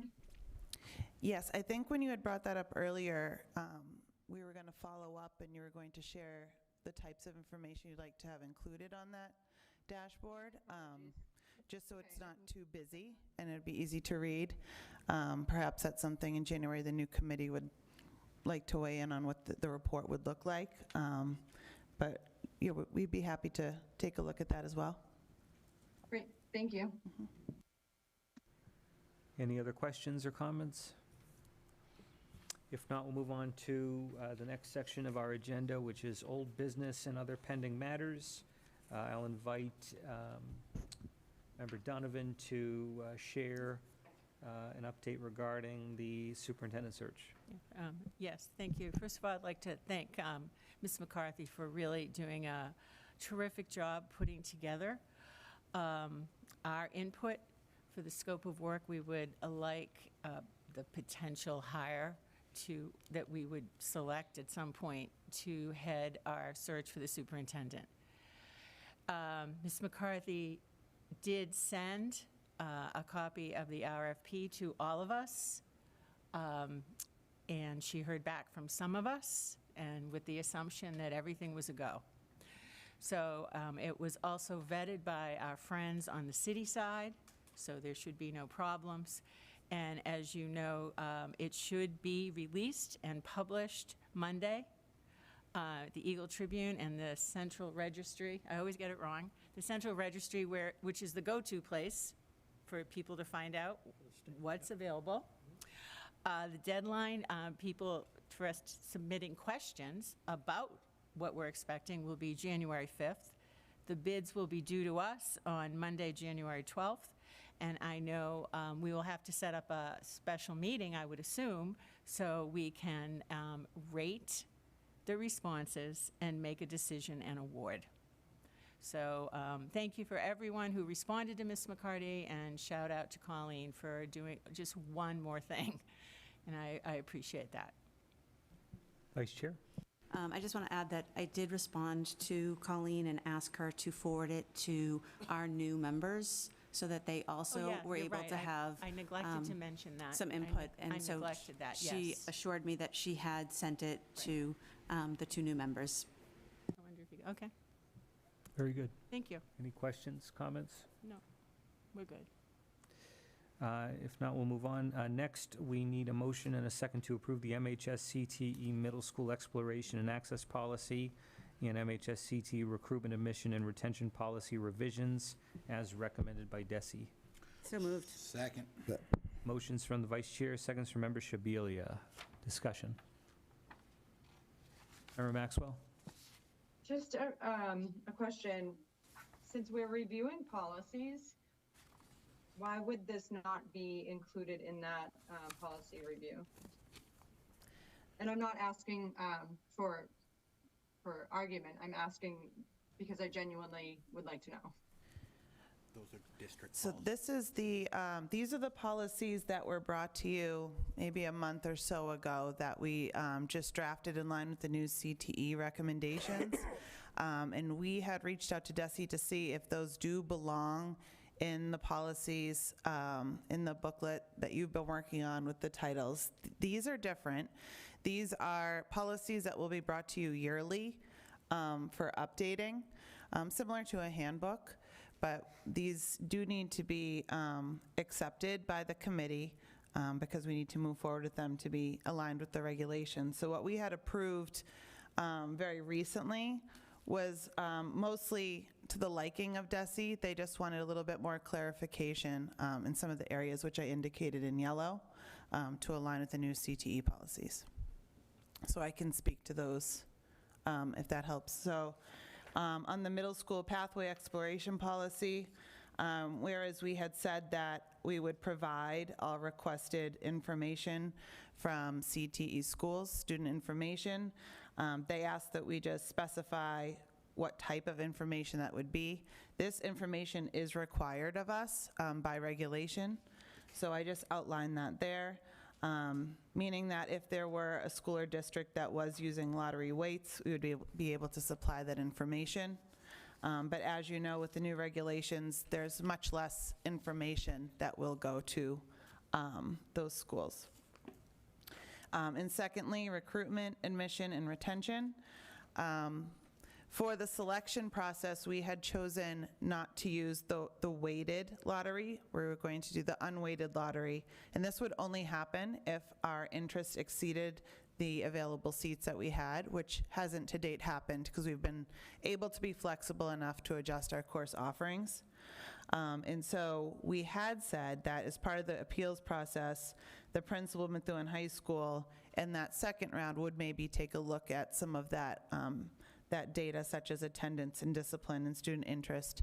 And DESI corrected us, saying that because that's not part of our original lottery, it really can't be part of that appeal process. So the appeal process is more of an appeal for the process to make sure that a true lottery took place. And that's another revision here, which is just specifying that that lottery will be public and will be available for people to tune in virtually to see if we do get to a lottery, the students that are selected for different seats. And then finally, there's the retention section, which speaks to the practices that we already incorporate as part of our comprehensive high school.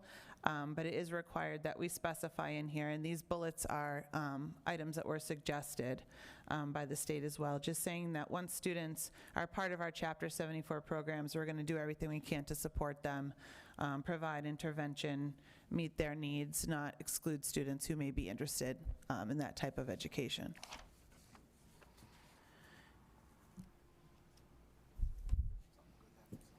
Any questions, comments? All right.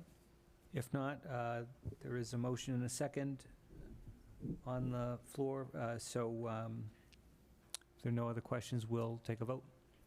Member DiZoglio? Yes. Member Donovan? Yes. Member Keegan? Yes. Member Maxwell? Present. Member Shabilia? Yes. Member Willett? Yes. Mayor Beauregard? Yes. Unanimous.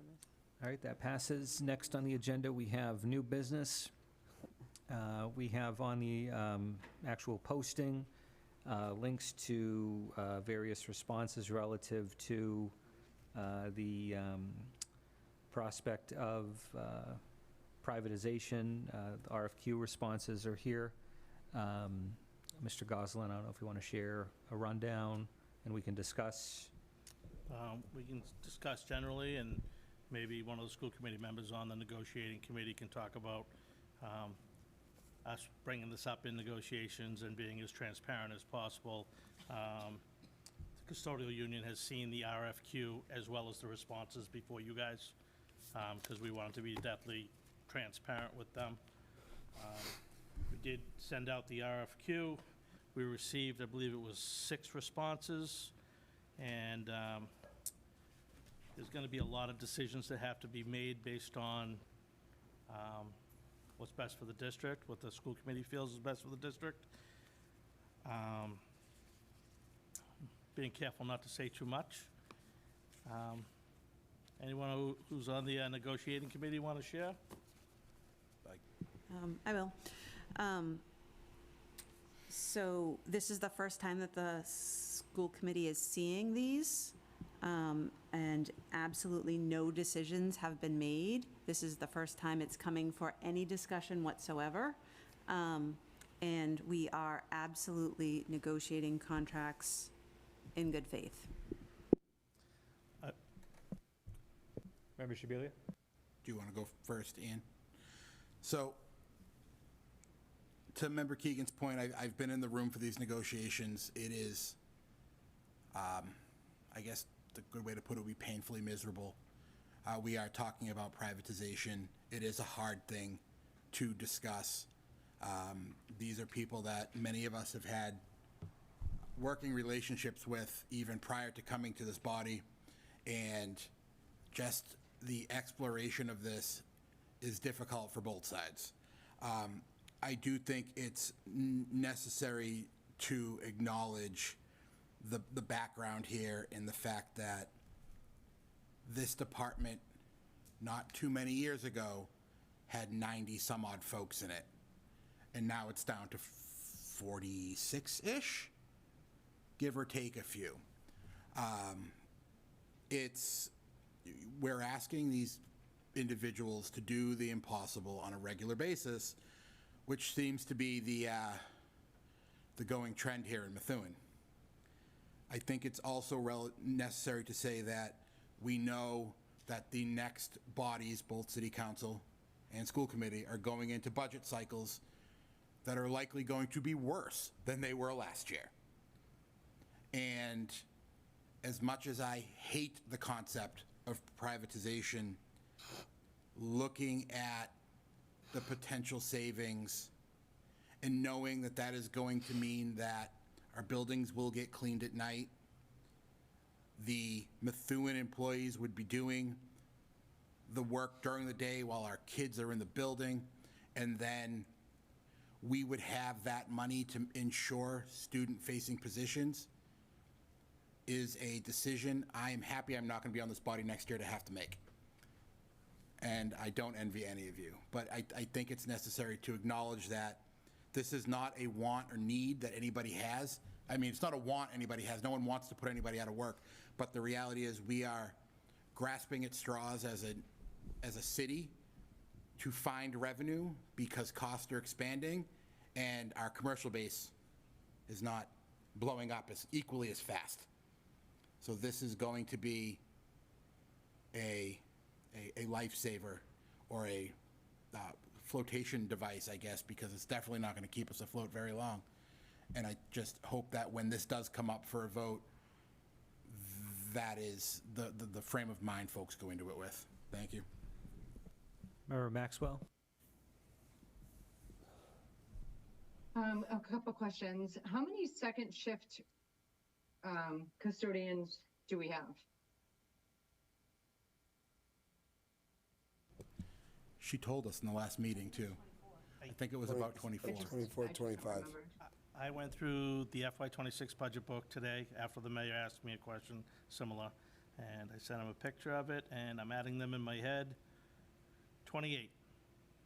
28. And do you do their yearly evaluations? I didn't hear what you said. I do not do their evaluation, no. They are Do they supervised have- by their head custodians. Okay. I know and during one of the last negotiations, they had come up with a template. I'm not sure if they've started using it yet. Okay, and I know that if we do look into these quotes for second shift, are we repurposing the second shift custodians to our buildings, or would there be a use for the second shift custodials on the city side, whereas, you know, I know the police department was just asking for extra services. Is there a way to keep our employees in a sense, but I don't want to say rehome them, but, you know, find a different option? Is that on the table? I want to be careful what I say. Okay. Originally, the I'm not idea... trying to put us in a position, so if this needs to be a discussion another Well, time. we've had some ongoing conversations and negotiations about possible ways to move forward, which we will share with you in executive session with Sure, okay. Attorney Maccaro here. I'd feel more comfortable if we shared where what we gave them, what their responses were, what offers were made, et cetera. But I'd prefer that we do that so that we're not showing our hand. Sure, sorry about that. That's I okay. didn't mean to put us in a, okay, thank you. Member DiZoglio? So I'm going to say this very bluntly. When we did the deep cleanings of the school, we did side letters that this was going to be a one-time thing. Those people, okay, are not just workers, they're also your constituents. Most of those employees are people in Methuen. We sat here, we fight about rights for books, we fought against people that put us in a hole in the district where we found every excuse for them for not following their jobs. But these people, we literally have been cut over the years. They didn't have a strong leadership at the top because he was doing 5 other jobs. So they had no direction. And the first thing we do now is we're going to cut the second shift, put privatization in, because even when you say exploring, we all know what politics is when we see the word exploring. Okay, and I'm telling you this right now, I've never supported privatization because privatization at the end costs the city more. They tried to do it at City Hall a few years back, and that was a disaster. Also, these custodians that are on second shift, they have relationships with the students. Some of them, their kids went here. And the last thing I'm gonna do, and I will do this on the city council side, is support anything that involves privatization in any department. All right, not to Methuen residents, not to people that I actually grew up with. And you know what? They've done their job. They've gotten cut where teachers have been filled, which I am all supportive of our teachers, but that department always gets shredded. Same thing with the city side with DPW. They always get shredded because they seem to be not mattered the most, the idea of it. So I'm sorry, I will never support privatization in Methuen. It has never worked, it will continue not to work, and I will not do that to our workers after we promised them here on a side letter that it was a one-time thing of cleaning our schools, and that we should be giving them the manpower that they should have so they could do their jobs. They haven't had the manpower for years. And the last thing we do when we get a chance to is shred that department more. We wouldn't do that to our teachers, we wouldn't do that to our admin, and I'm sure not gonna sit here and allow this wording exploring of privatization. You wouldn't get in quotes if you weren't exploring it, all right? This is where it's going. It always does. This is history repeating itself. So I'm just telling you, on the city council side, I will fight that all day. It's ridiculous there. Any other member Willett? Our main mission is to educate the children of Methuen. We can't lose track of that. The last two budgets, we laid off people, okay? We were lucky at the last second to get an infusion of state dollars with the senator taking the lead of circuit breaker funding. I think it was the amount of $3 million.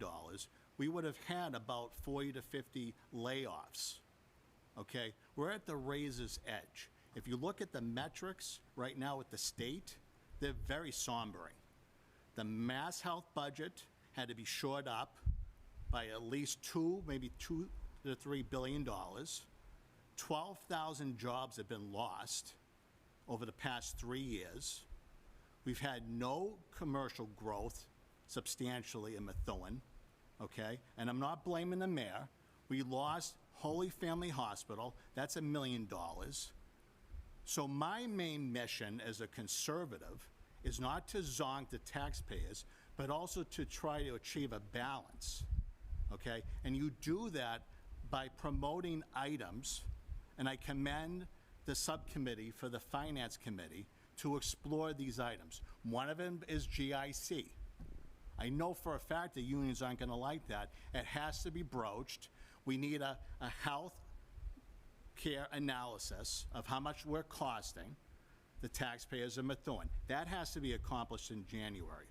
There should be a forensic audit of the school department. I know Council-elect Drew has broached that with me, okay? Pot dispensaries. I'm not a big advocate for people smoking pot as a conservative, but if we're gonna have pot dispensaries, maybe in industrial zones, to bring in some money into this community so that we actually have librarians in our schools, and we tackle literacy, and we save teacher positions, and like the mayor said, it's gonna be the worst budget cycle in years, okay? And there's no safety net from COVID. There's no sugar rush anymore, okay? So GIC, I know people are gonna be opposed to that, okay? Pot dispensaries, I know people are gonna be opposed to that. Privatization, and we're talking about economy of scale, and I might want to experiment of what schools we might actually do it, or the second shift. That's open to discussion, and I want to involve the incoming school committee members on that, okay? But do me a favor, right? Don't automatically, as the council-elect, say no, no, no, no, and then at the end of the day, because I'll compare our tax system and our tax rate to Haverhill, 2 years ago, they got hammered because they had one-time revenue streams. They were doing monkey business with their COVID funding and doing personnel over programming, right? And they had a massive tax bill. We're right at the levy limit, okay? We don't have any incoming commercial properties that's gonna be built into the next fiscal cycle. So we have things that we have to approach, and I at least will explore those. because that's my obligation as a duly elected member of the school committee coming into the next term. And again, Member Shibeli and I don't always agree on stuff, right? And on the social issues, we really don't agree on stuff. But I commend the people, and I never will criticize someone for at least exploring the issue. I know Member Donovan and people with the Health and Safety Task Force have done incredible work. The Finance Subcommittee is doing incredible work.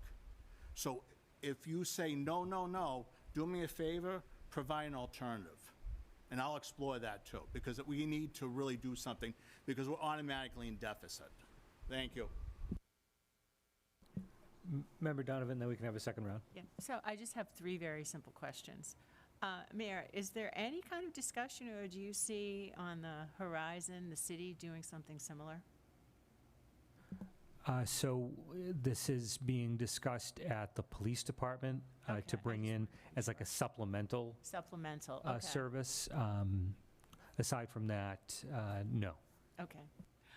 The other thing is, and Mr. Goslin, tell me if this is an appropriate question, but I'm curious, what would be kind of the breakdown of our custodial staff? I'm thinking, are there some people who've been with Methuen Public Schools for many, many years? Is it a younger, newer to our employment group? Does that make sense? Do you know what I'm saying? You're asking me to know everyone's age? I think that's illegal. I'm just, no, let me take it back. Newer, no, I didn't say that, but newer as in being employed. You know, if you broke down, they've been employed by Methuen, maybe that tells us their age, but you've been employed by Methuen Public Schools for 20 years, or 2 months. I can get you a general breakdown I'm just tomorrow. curious, okay. I mean, we're still struggling to get them, Yeah, you know, that's true. so. That is true. You know, half of the battle is we can't find people to fill the positions. Yeah, I think if we could find people, we might be in a different position. I don't know. yeah, that's an interesting Tough. point. It's a double-edged sword. Yeah. My third question is, so what's the next step here? Where are we? What do we do next? Meet with our attorney? Yeah, well, you're going to have Executive? an executive session. The quotes that we got were good for 60 days. I imagine we'll have to reach out to them and ask if they'll honor them for longer. And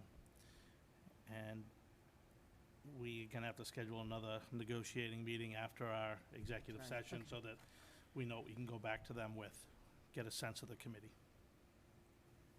Thank you. You're welcome. Member DiZoglio? So I have a few questions.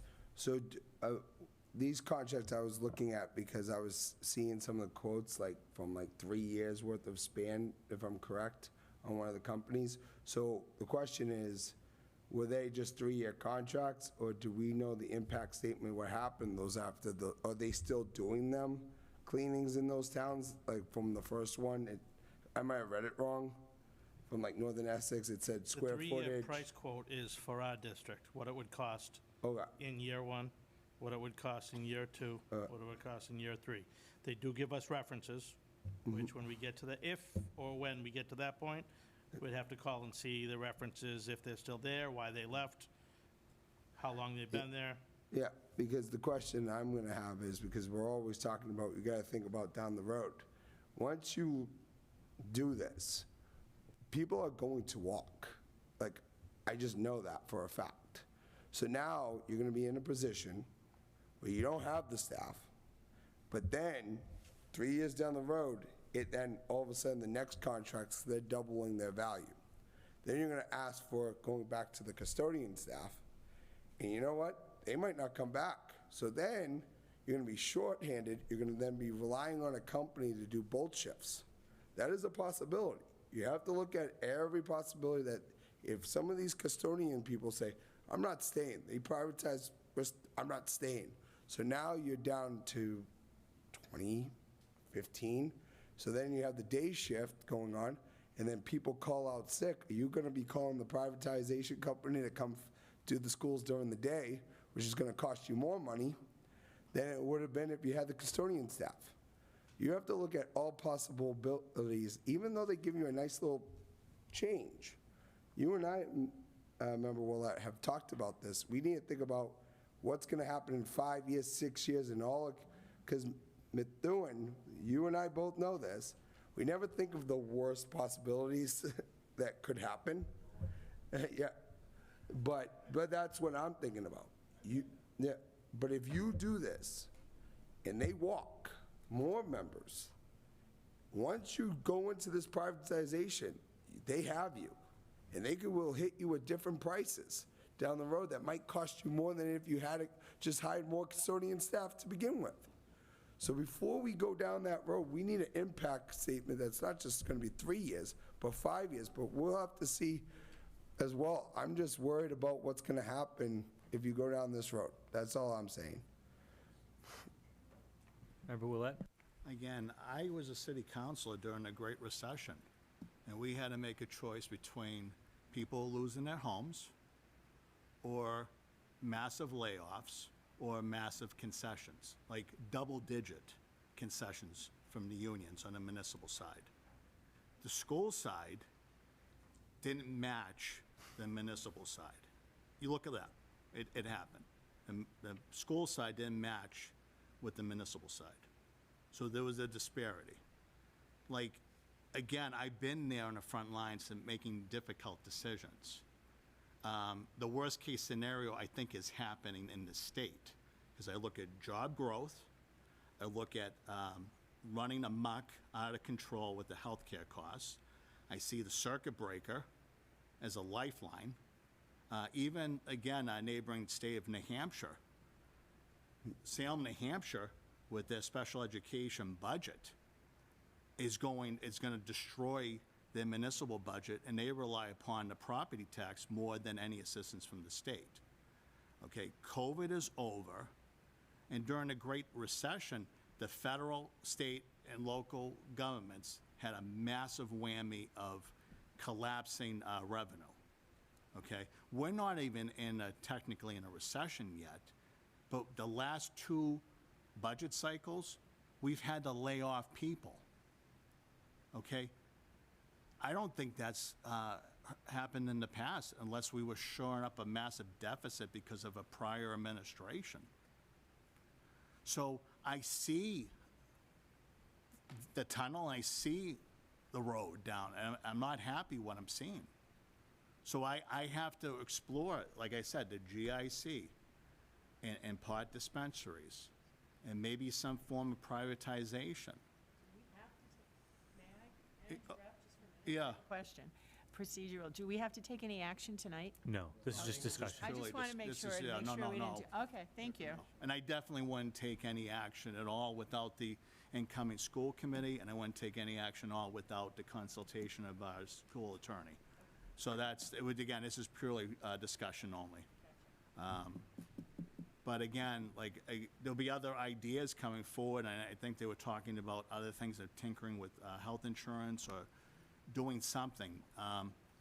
But even the meals tax going up from 0.75 to 1%, that's something too. If that's going to come into the schools, and again, you can only sell so many buildings, and then we're going to hopefully get 100%. And I think that was what we as a committee, and I definitely was advocating for that because I was the one recommending it, that when we sell our buildings, 100% of the proceeds should go back into the schools to shore up our accounts.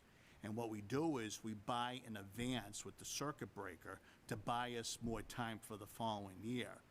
But that wiggle room and that margin of error is going smaller and smaller. So we had 2 major contracts, which I commend the members of this committee who served on those negotiating teams.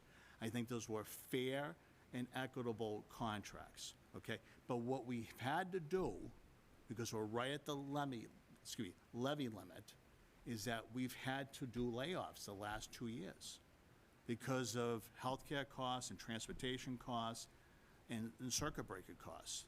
Those are going to still be structural deficits going in, plus the enrollment figures. That causes a major deficit for us too. So I'm interested in those conversations, and that's what I want to do. Thank you. Any other discussion? All right, we'll move on. Member Shabilia? I just want to clear up the elephant in the room, because I know Member Maxwell had asked a question, and as a generalization, this is privatization. We know this is going to mean a reduction in workforce. That was, I think, the comment I made originally, is how much it is absolutely just sucks to sit in that room and know that, because those guys on the other side of the table knew it too. It is just the reality of how this works, and that's where the savings comes from, because just like every other company out there, it's cheaper to pay a third-party contractor than to have people and have to pay all the ancillaries that are associated with them. It's the math, and it's why a lot of companies out there even exist. But I wanted that to be said. I want it to be acknowledged, because it is a reality of what we're looking at. All right. Another thing, just very quickly, the bids that we've received, right? The contracts that the companies have had with school districts comparable to us have been there for decades. So I would encourage anyone, because this is all public information, is to reach out to those school districts. I think Malden was one of them, right? Not all of the bids, but a couple of the bids that I'm focused on, you're talking about 40, 50 years in the business, okay? Union members, okay? And then long-standing contracts with school systems that are comparable to Methuen, including Malden. So it's not a fly-by-night operation. Some of them have union members, okay? Some of them have won awards, and they've had long-standing contracts, maybe at least 10 years in many cases. Whittier, Tech, Malden, Needham. So I would encourage everyone to read those and not just rush to a judgment and not engage in fear-mongering. And again, work with the school committee. And I'll have those separate conversations, okay? And it's something I have to do it because I don't want to go into the next budget cycle and automatically thinking I have to lay off 20 to 30 people. And a lot of them are going to be front-loading teachers, front-facing positions. I don't want to do that. Our main mission, just to recap, is that we're focused on education. And that's what I've worked with my colleagues the last 2 years, and that's what I'm going to go into the next 2 years. Thank you. Next on the agenda, we have Finance and Operations. I'll invite the committee to share any questions you may have on the expenditure report and revolving funds report. Mr. Sorry. I just noticed that the link for the general budget and revolving budget, it's not live. So those, doesn't look like those reports are there. I will get those in there tomorrow, and I will make sure you guys have copies of them. And I also believe that the food services memo, there's supposed to be a link there as well to go along with the financials. I'll get all three of those to you guys tomorrow. Next on the agenda, we have the grants report for the month of November. Any member Shabilia? Are we ever going to knock the stuff off of here that's from like 2013, 2012? I know if I ever come back here someday, Ian, and it's 7 or 8 years The from now. Tenny Memorial Fund will never be knocked off there, ever. Every year they donate money, and every year we cut checks to Methuen High School students. Last year we cut $49,500 in scholarships. So we will get another check for next year, so that will always be there. Ryan will be happy to know that I bought 2 replacement basketball rims that are slotted to be installed at the Marsh, and I'm looking for a way to spend the other $328 on that one so we can close that out. Yeah, but like we've got the ARP IDEA one from 2022. I mean, there's a Dairy Council one here from 22. I mean, I know that our cafeteria still buy milk. Let's Yeah, well, buy some milk. there's certain Ice rules on cream. what you can spend them on, so we'll spend them.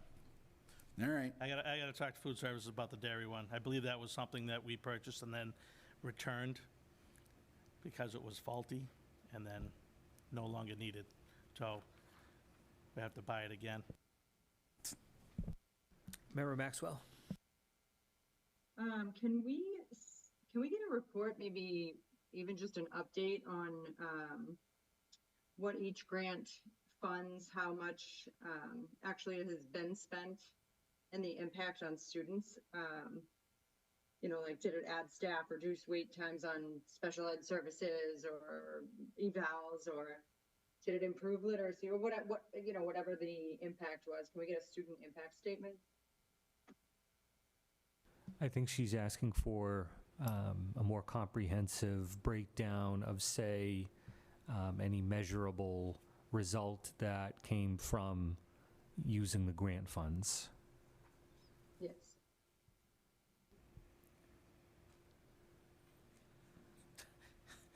I'm not sure how to reply. Maybe Lisa? Sure.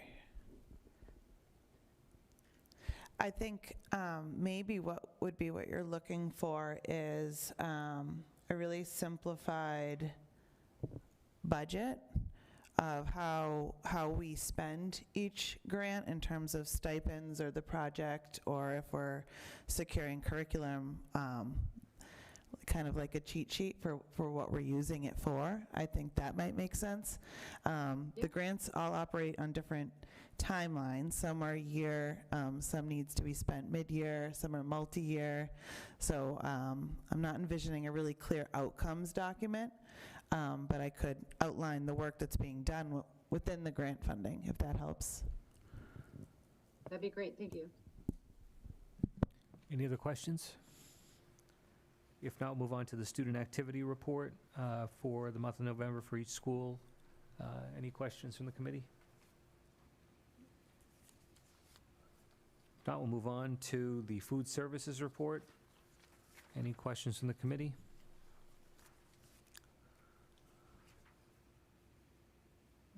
If not, we'll move on. Next, we have on the agenda warrants. We need a motion and a second to approve the warrant of November 7, 2025. Second. Motions from Member Donovan, seconds from the Vice Chair. Discussion? There's no discussion. Will Member Maxwell? I know that I couldn't meet with Ian to get an update on the special ed breakdown of what we are spending in each warrant. I think with budget cycle approaching, I think that would be really helpful information to have. I know our schedules just didn't, coincide, but if we could get maybe an email update and with the document that would show us the breakdown so we know what is actually being spent and what's going on special ed services. I was going to mention this at the end, but I actually brought hard copies of the vast majority of the stuff you asked for. I have a list of all the rental people for the since January 2025. I have a couple of members had asked me about the water bills on the, and that the second quarter of this year, our water bill was about $40,000. Last year it was $39,000 for this quarter. We do pay for water and sewage like anyone else. And every year when I do the budget, I do call and say, what's the anticipated increase? And we budget accordingly. And I also was asked, not only by you, but I think another member had asked about sped breakdowns for in-district as well as out-of-district. So I have that included on one spreadsheet. I have transportation, and then I have out-of-district breakdown and in-district breakdown. And I use the funds, or I use everything we spend out of regular budget, circuit breaker, as well as federal grants when I did that. So that you just have, it's not going to match your budget book because I included those other funds, but it'll give you an idea of where we're spending our money. So I have hard copies. I will email you, or I'll scan them tomorrow and email them to you, Member Maxwell. Thank you. You're welcome. Any other discussion? If not, we'll vote. Member DiZoglio. Yes. Member Donovan.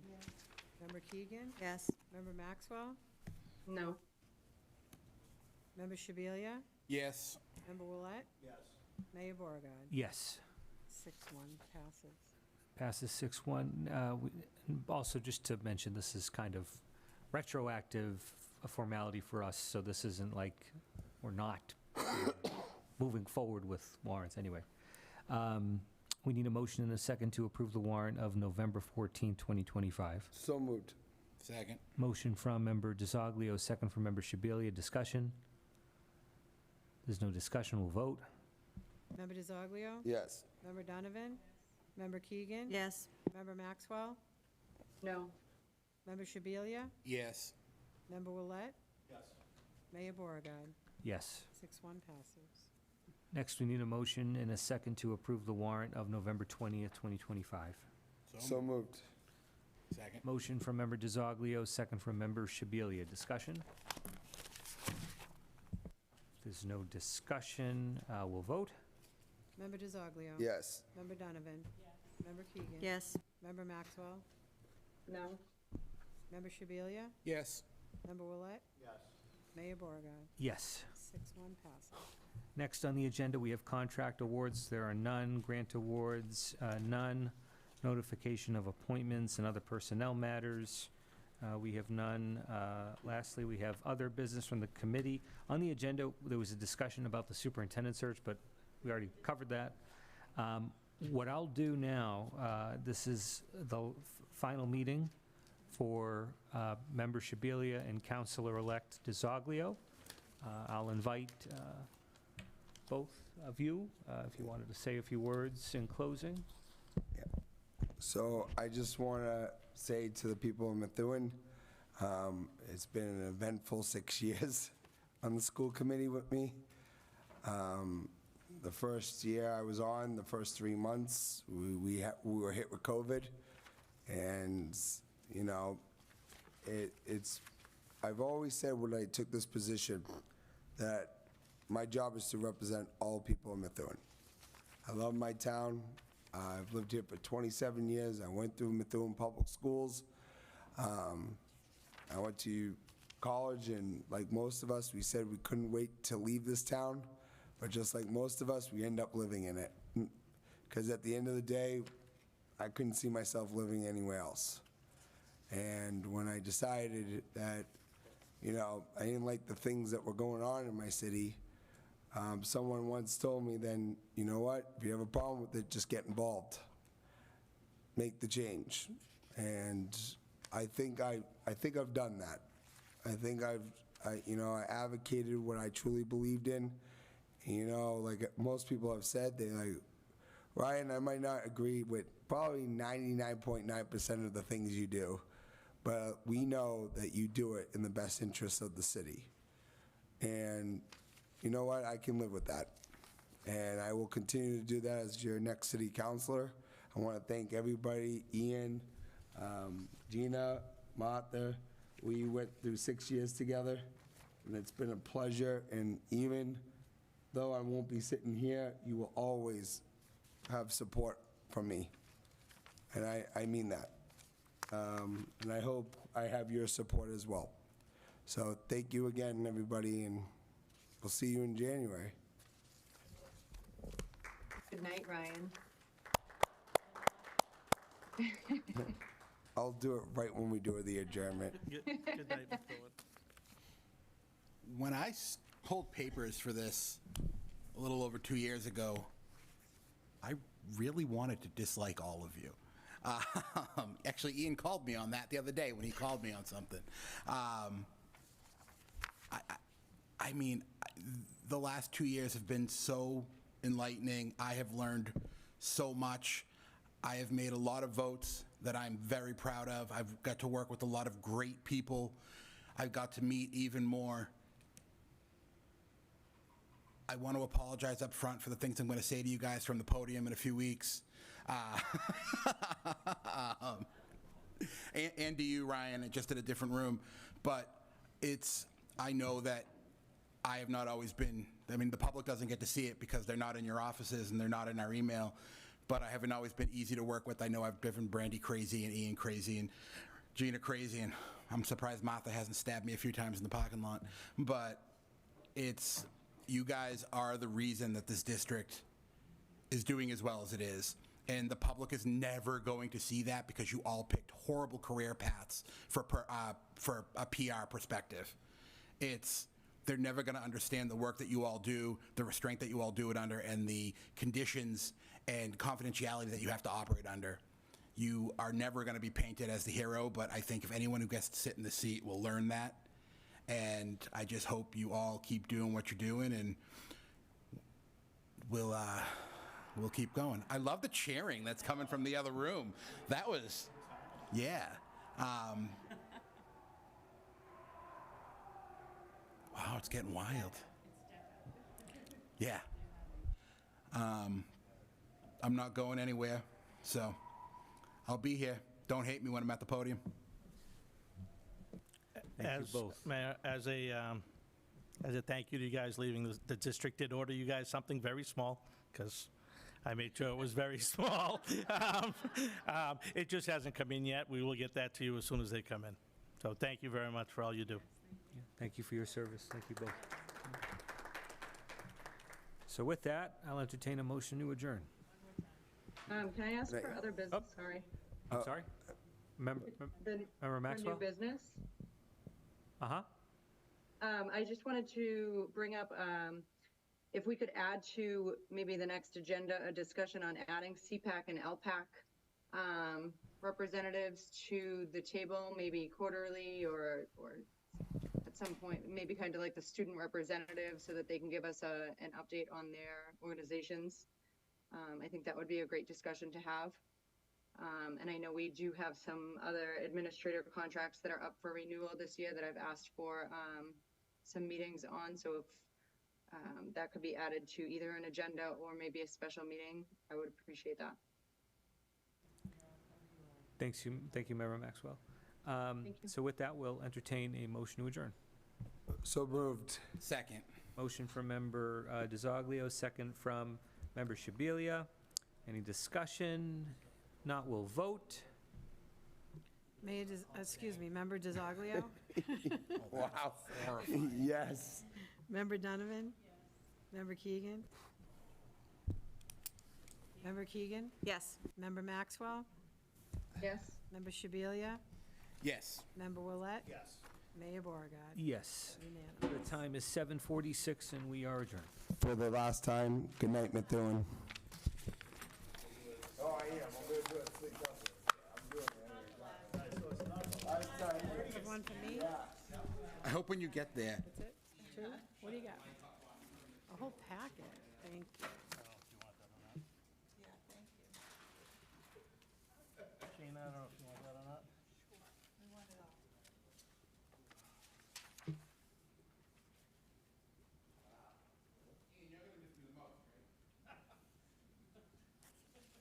I would say you guys are going to miss me, but you're not.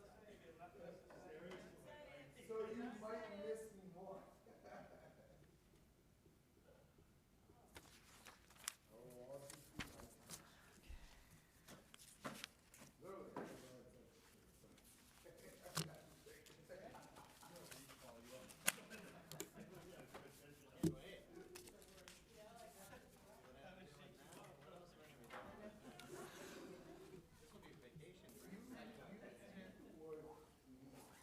Thank you for your kind words.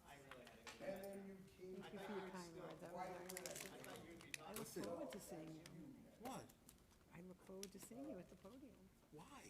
Because, I'm never going to be there for a good reason. oh, That's not it'll true. be all good. It'll be.